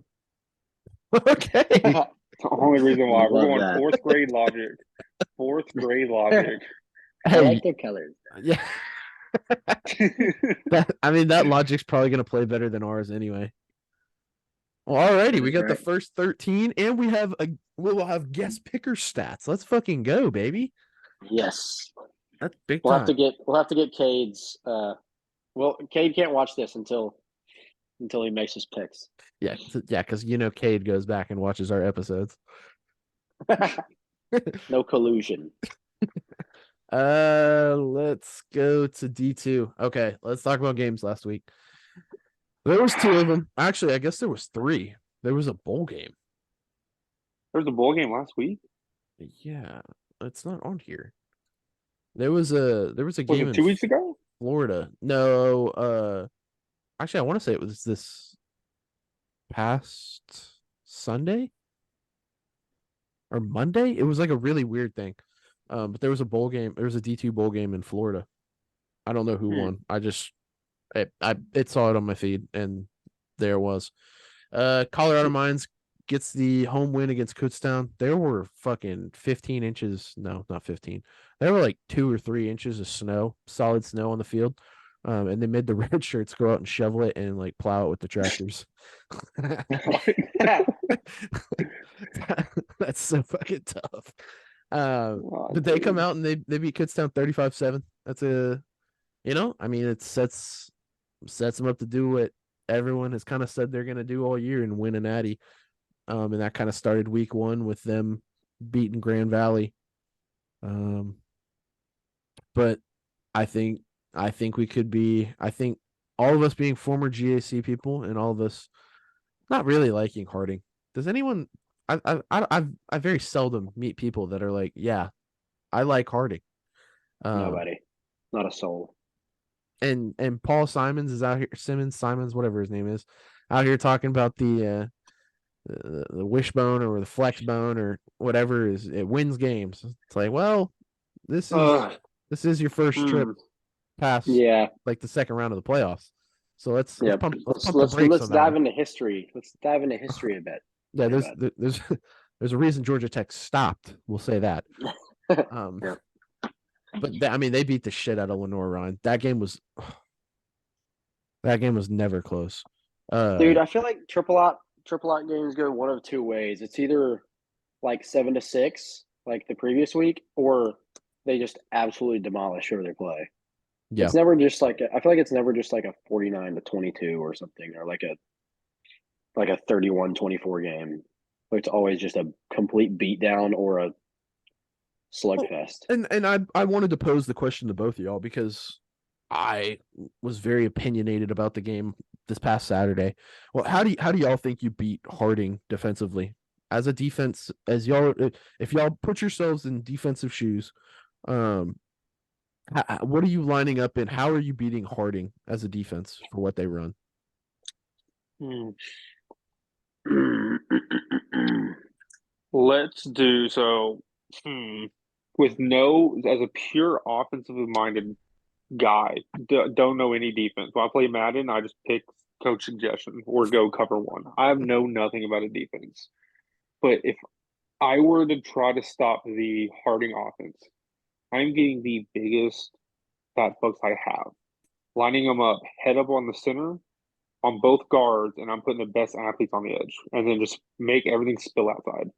I don't know if that's something people try to do and it doesn't work, but I feel like that's just the easiest. Put 5-on-5 and just make athletes in the secondary make plays.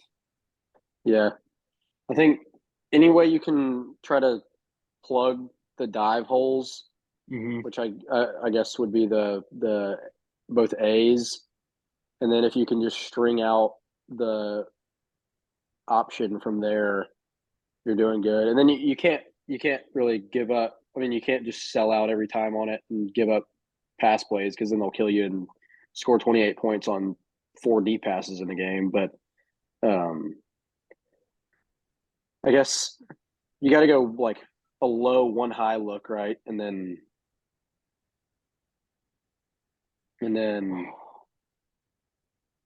well, you got 2 receivers every time, so you'll have 2 at the corners. It That's depends. three. It That's a depends three on shell it depends on how many wingbacks they have in. because typically they'll have 3. They'll have an A, B, and a C back. Yep, and they'll have one receiver.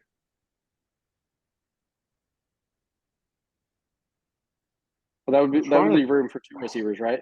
Because you've got 5 linemen and then 4 in the backfield, Yeah, you're and then right. 2 You're right. They do receivers. have two Yeah. receivers. You're right.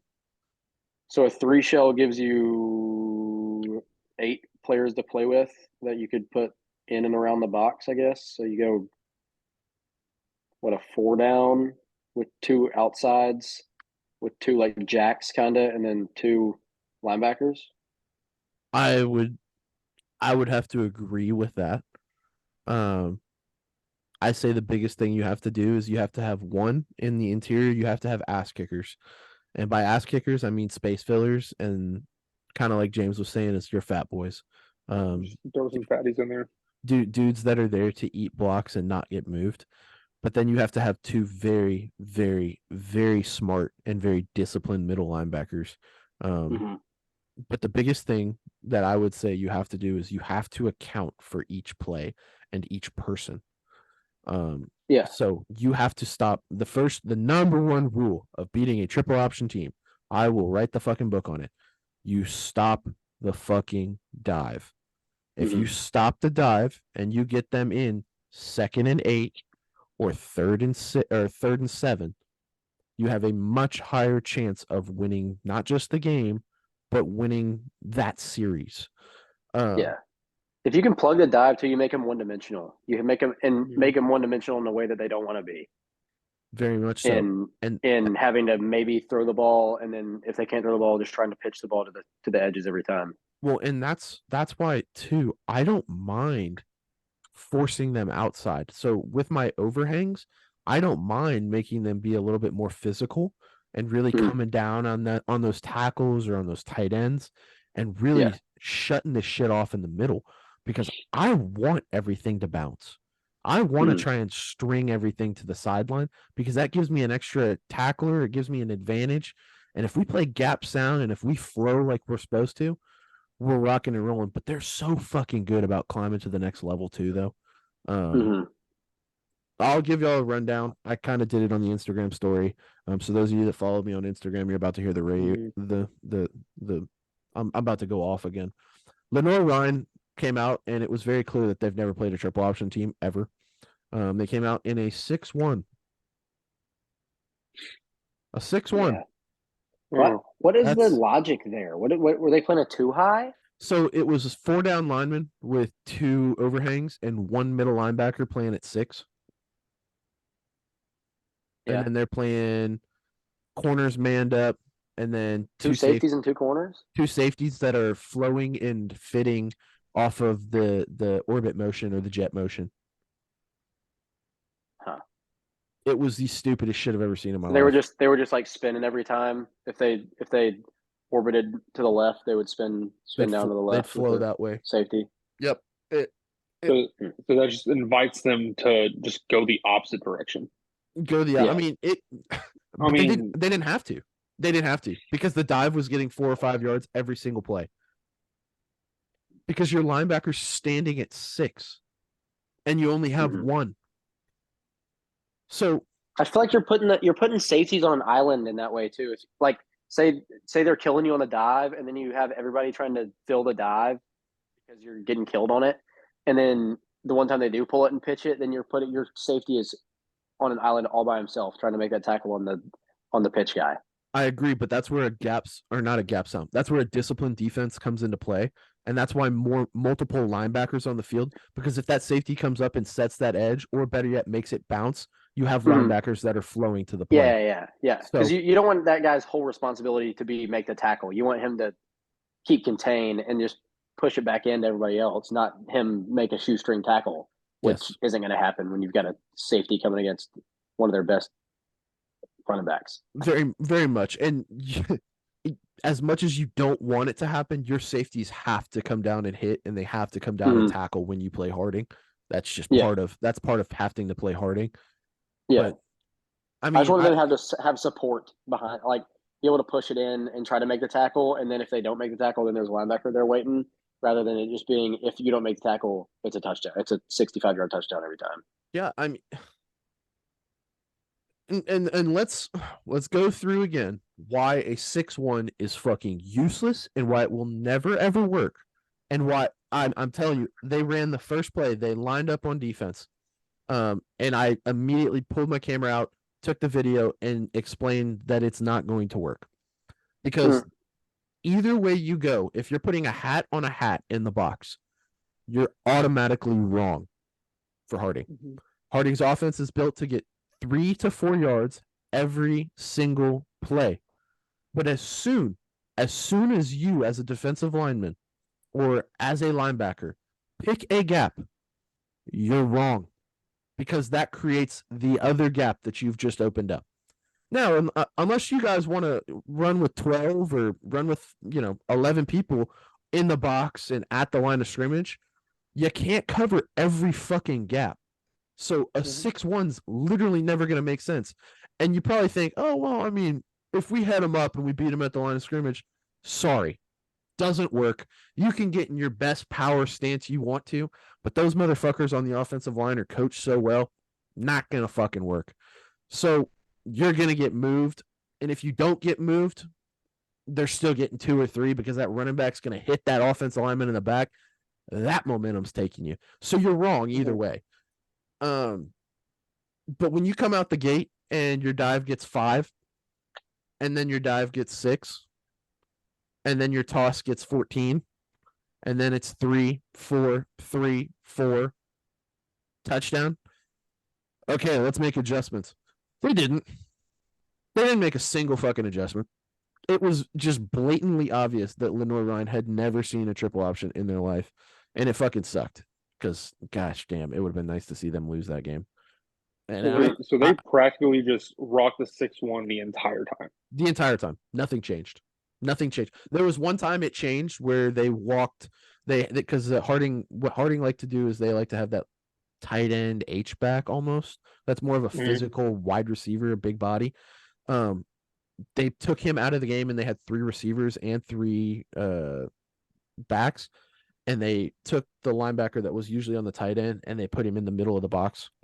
That didn't work either, but they tried. It was never gonna work. Never gonna work. And I give LR credit because their defensive line went and played their fucking ass off. They did the best that they fucking could, and they're dancing, having a good time while they're getting the shit kicked out of them. But man, like, that's tough. That's tough because when you go into a game, I hate to say it, but our last couple of years playing Harding, it's like, okay, like we don't have much of a chance. Let's go try our best, guys. But when when it's obvious that's the case, it's I don't know. It sucks to watch. Sucks to watch. And what really sucks too is LR's quarterback is not the most physically. He's not Zach Zabrowski. He's not He's not GVSU's quarterbacks. He's a little smaller dude, but it's got a fucking. He could put a ball in a fucking water hose. He put a couple balls in locations that should not be catchable. And I'll be honest, LR's offensive line was the best offensive line I've seen all year. Easily best offensive line. Worked as a unit. Pass protection was fantastic. Kid always had a pocket. If he didn't have a pocket, he had an escape lane. Offensive line that was the best job I've seen against Harding this year. And it's all for naught because you come out in a defense that's gonna lose you the game. So it really sucks. What was Lenore Ryan running? Offensively? Yeah. Spread. All spread. They came out and they came out tight end at all or no? Yes. Yeah. He was a H back tight end, kind of like an Eastburn type, kind of like a like Tuck used to play some. Yeah, I'm taller and more athletic than Tuck, but yeah, like almost like a true tight end that could fit in as a fullback as well. But I mean, he wasn't hardly staying in for pass pro either. So that offensive line, I tip my cap to them. I think they got a couple sacks late after blitzing 5 or 6. I think bringing 5 or 6. So it happens, but man, it was ugly early. Harding, like I said, Lenore Ryan comes out, goes 3 and out. Also, there have been some very questionable calls at Paul Laird Field lately. We'll leave that alone though. False start field. false start first play of the game, and then run play for 3 yards, incomplete pass. Okay, we got a punt. Punter comes out, hits one about 30 yards. Harding drives down the field, scores a touchdown. Harding comes out for the kickoff, kicks an onside kick, and recovers it, and then they go down and score. So the game's over. I mean, that's 14 points against Harding is 28 points. Yeah. It's just disgusting. You beat them, didn't y'all? At home? Yep. It was one of the funnest games ever. It was just like, I mean, I don't even remember because obviously I don't know how we all are, but like when I get on the sideline, I'm trying to catch my breath, make adjustments, and practically by that time you're getting right back up to go out in the field. So I don't think I ever watched our defense play, but I know we did some things on offense. Like I think we ended up winning because we went for a 2-point conversion on a special play we actually had drawn up for them. I remember. So after COVID, after our second scrimmage, I can't remember if it was Midwestern, which I want to say it was Midwestern we did last. That next week, when it was March, April, like the middle of April, our coaches started game planning for Harding. And I was like, what are y'all doing? Like, what are y'all talking about? It's like triple option. I remember because I also remember this when I was thinking about this. So in high school, we played Athens, and they were super undersized triple option school, which Malik Hall, my teammate who's with the Jets now, Oh right? yeah, yeah. Kind of I was a defensive lineman, he was a running back. Oh, So the way we blew him out. But the way we stopped them, and the more I think about this, our defensive line, I didn't play this week because I didn't want to do this. Um, and on the first play, I didn't do it. So our defensive line, when they cut, just cut under them, just submarine them, and it just makes a giant flat pile, and then you see where they're going to go. They only have so many gaps, can't run through somebody, have to jump over them. So I remember first play, all my teammates did, and I like just stood up, and the offensive lineman cut, and I just stood there. And running back raised my arms. I was like, cool. Defensive line coach cussing me out coming off field. He's like, why don't you do your job? I go, I got tackled. You didn't do what you were supposed to. I was like, I don't want to break my neck. I'm sorry. He goes, okay, cool. Go play offense. I was like, sweet. Sounds good to me. So, I mean, the more I think about it, I mean, you can't really cut anymore, but I would say just cut the offensive line. But I'm not sure how that would bode in college, especially with the new rule changes. But yeah, no, we did beat him in 21. If you didn't see that game, I think it's worth a watch Mm, if you got the time to. absolutely. What do they Absolutely. call as far? I know they're cracking down on offensive cut blocks, but I mean it's for defensive cut blocks. Yeah, I think it's it's both. I think you have to be within 2 or 3 yards, but also tackle box, if I'm not mistaken. yeah, it definitely goes both ways for that. Really? Yeah, Definitely goes yeah. both ways. Yeah, it's man, it's just I don't know. Soft football. It's cool to see no doubt. It's cool to see a team that from your conference go to the national championship. Just not that team. Like Yeah, like yeah. I'd be much happier if it was like Henderson. Like it's like, oh, okay, like Henderson, that's cool. Wichita, just Yeah, anybody else. anybody else. Well, not ECU or SNU, but anybody else. Fuck Snoo. Hey, Which hey, hey. Do you know about that? Do you know uh about my whole deal with SNU? uh Go watch the 21 game. was it the Go. Barstools? I do remember that. I do remember. Yes, bro. Fuck Snoop. Fuck that fucking Barstool account. I remember seeing that. That was bullshit. Oh, dude, it's Bullshit. funny. Dude, Fuck. you need Fuck seriously, Snoop. seriously go look at the game on YouTube, and you'll see. I mean, like one of the first plays, we have a tackle pull, and we didn't run much 22, but in 21 we ran a lot. And pretty much it's a tackle pull, but if the end comes down to try to log it, guess what? We're gonna go around you, and now you just look stupid. And now we have a one-on-one corner. So Yeah. instead of taking the one-on-one with the running back, tackle eats that up. Well, I did that, and I was just running downfield jogging, and I didn't know who to hit. I was like, oh, okay. So I literally the softest shoulder hit, and the kid just falls. I'm like, okay, cool. I'm just gonna lay on him, just drag my nuts across. I'm not gonna do with everyone else. They found out an issue. I did it about 8 more times the next 2 series. Um, so then they didn't like that. Whatever. They're booing me, cussing me out from the sidelines because SNU is such a great little private Christian school. It does no wrong. Person thinking on the sideline. And then there was a play I got rolled up, heard a pop in my knee, thought I tore my ACL. They're cheering. The loudest they've been all game. So I come off the sideline, switch the I'm like, fuck this shit. Wrap my knee up. I come out there and I blow kisses because they're booing.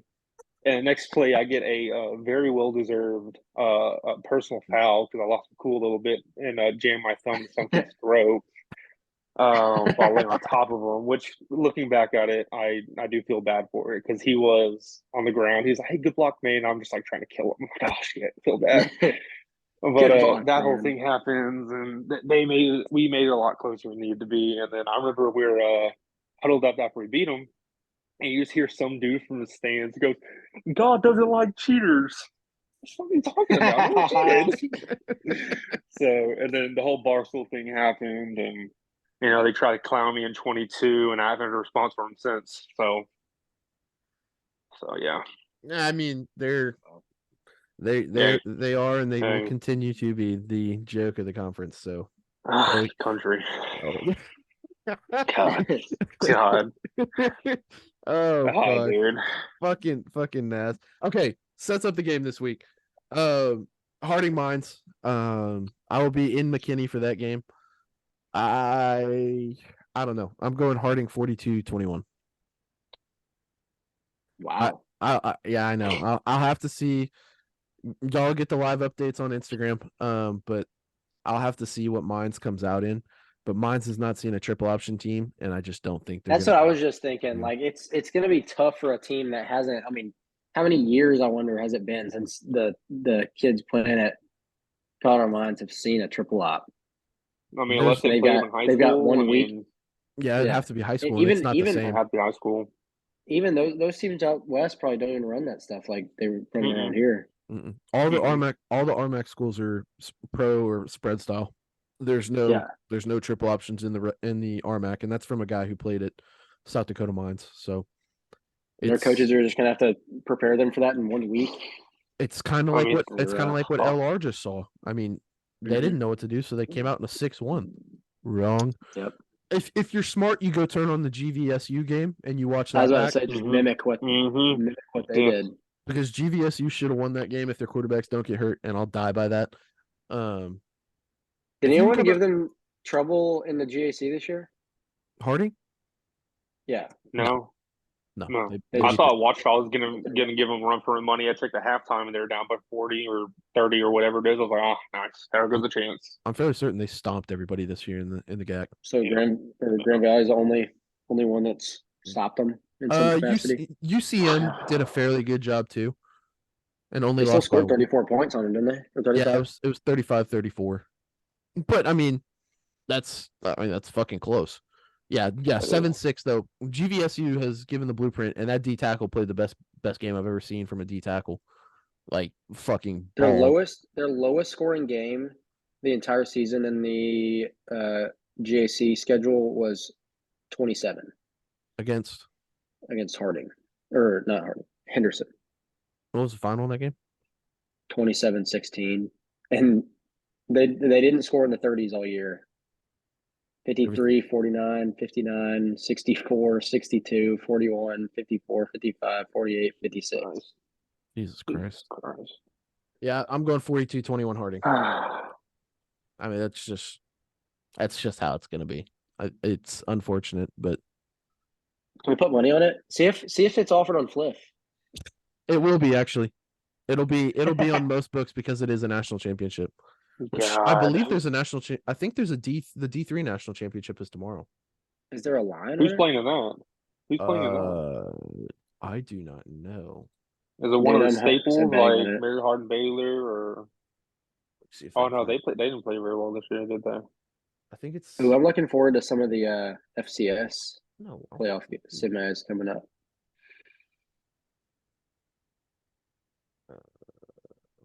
Is North Central? Oh yeah, the FCS score. Yeah.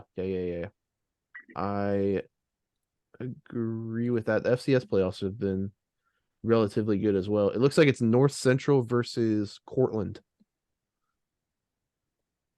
North Central. The Mm. FCS is all the Dakota schools, Montana, and Albany left, I think. Albany. Who did Albany Albany, upset? Idaho. Idaho. That's right. Oh, that's right. In the Kibby Dome. Okay. More news. Carson Newman hired a head coach. Yesterday, today, yesterday was that yesterday? They hired a head coach, and it is the 16-year vet of Navy, their offensive coordinator. And he is going to be their head coach and offensive line coach.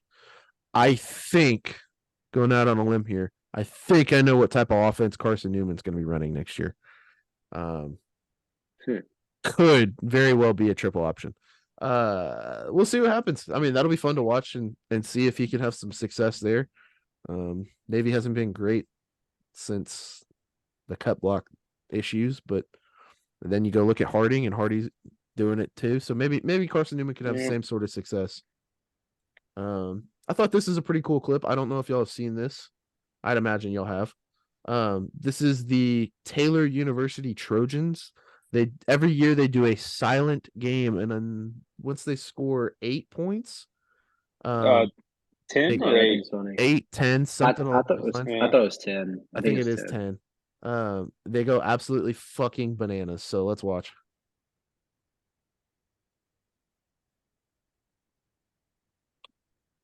Oh, dude, that's That's hilarious. wild. They're like color They're still coordinated. coming out of the stands, bro. That's insane. Who are they dogpiling? Are they just dogpiling the first dude on the court? Like, It's just the masses. Everybody runs the like, middle. That's a pretty cool tradition. I'll give it to him. hey, That's I hope the school like really leans into that even more and just get like strobe lights. Like just get like EDM music, just get everything going. Yeah.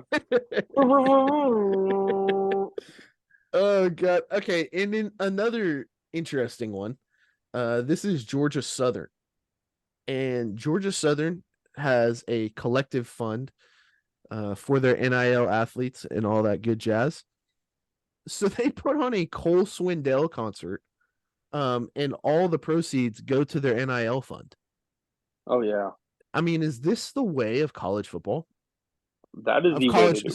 excuse me, of college athletics in general, because that NIL fund funds not just football. This is probably the All the craziest. athletes. That's the craziest thing I've ever seen. A guy doing a charity concert for a university to give to their athletes. That's a new one. Hmm. That's a new one. That's wild. I mean, honestly, that might be the smartest way to do it. Get a little alcohol Yeah. licensing too. Getting all the adults up there. Get them spending some Mhm. money. Oh yeah. Oh yeah. His like first album, his first big album, he had a Georgia Southern hat on in it, I believe. Oh, even more. Okay, more incentive there. Mm. Um, Big fan. last little bit of football here. Conference. I say conference. Super region realignment has occurred, and it looks like the GAC, the Lone Star Conference, the MIAA, and the RMAC are now all in Super Region 4. So that means no more GLVC versus MIAA and GAC. So the Nice. GLIAC, the GLVC, the GMAC, and the NSIC are all together.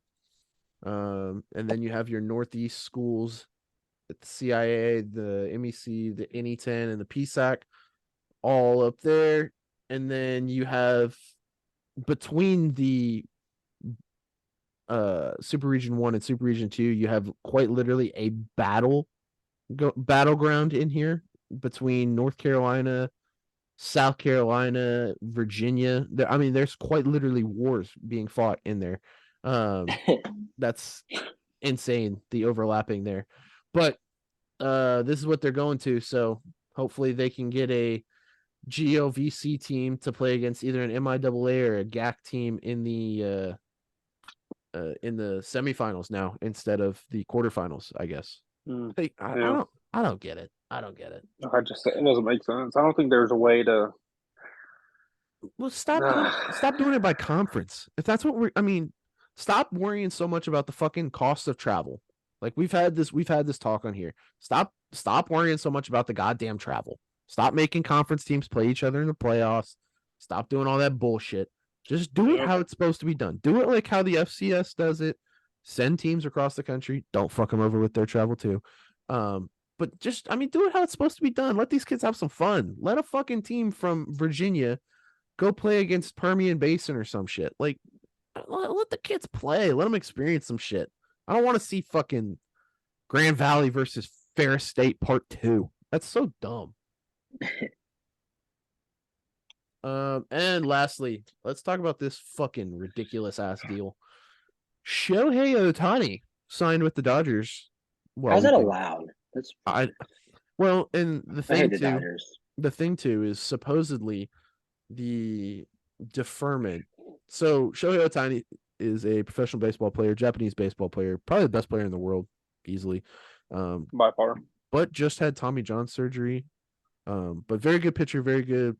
I mean, baseball player. He can hit too, and he can play the field. Signed with the Dodgers, $700 million deal for 10 years. So if we're looking at an AAV, that's roughly $70 million a year. But Shohei has decided to push that money off.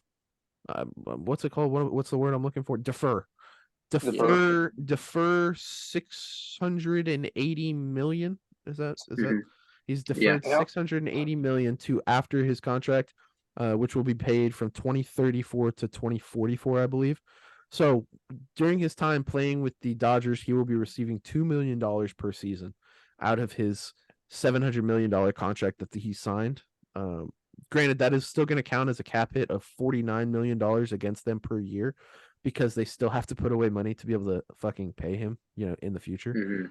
Mm-hmm. But that's a crazy. I mean, it's 49 million. I feel like is a low number, considering you signed him for 70. Baseball. Yeah, for AAV. baseball, it definitely is.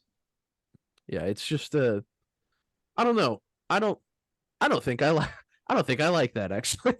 it's and it's not great business either because if he does decide to take the lump settlement at the end, it's going to be taxed higher. Plus, with inflation, what I think he can do. Money's not going to be inflation is a big risk, but I think he can potentially move back to Japan and get it non-taxed out of California. He can, well, but the tax. He can go put his residency here in Texas. Yes. Yeah, he can move anywhere. That's the big thing is the no state income tax, but that's a small tax compared to the federal tax that he's going to get hit with for that. So I wonder how like overseas transactions get taxed federally. I wonder if it's coming out of whatever country it's coming out of. I'd imagine like if the US dollar gets taxed going out. I'd imagine there's something on it. Works.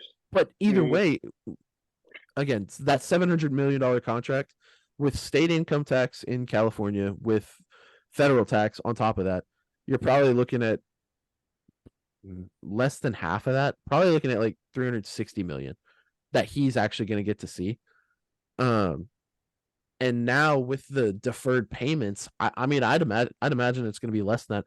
But supposedly, the dude's making buku money off his deal, supposedly too. Mm-hmm. Yeah, his endorsements are insane. Because like 50 mil a year, right? Or that's what he's reported or what he said. And he was the one who came to the Dodgers with the idea of that as well.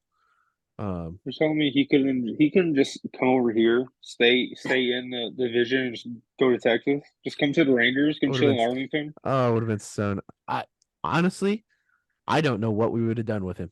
We could have gave him the city of Arlington, just make it Shohei City, just let him run everything. What's crazy is that contract, that $700 million contract. I think it was worth more than like 6 or 8 professional franchises. Like MLB franchises. So essentially they're saying that one player is worth more. You think their owner just plays out the 9 years and then just dips at the end of it? Funny story. He has an opt-out clause that if the owner or general manager ever leaves, he gets to leave as well. Oh, dude. Wow. Fucking ridiculous. Fucking money, fucking baseball, man. Well, here's my thing too. It's like obviously this is good for the Dodgers, good for Shohei. It's, I'm not sure if it's great for baseball, but did you also see they signed I think Tyler Glasnow? Did they make the trade already? Glasnow, yeah. I think they did it just like tonight. Here's my thing though. Like this is gonna be great for the next 10 years. Like they're in contention every year, and it'd be great if they bring home 6 of them for them. But what the fuck are they going to do in the next 10 years? They're going to be in poverty. They're going to be the Oakland A's. They're not going to be able to afford to play baseball. Yeah, I mean, the same. What are they going to do? The same could be said they're going to be turn into the U.S. government and just constantly be in debt, print money. Yeah, there's going to be starting being Dodger money. I agree, but the same could be said about the Yankees. The Yankees have been doing this for forever. They give fat contracts and somehow they end up paying them off somehow.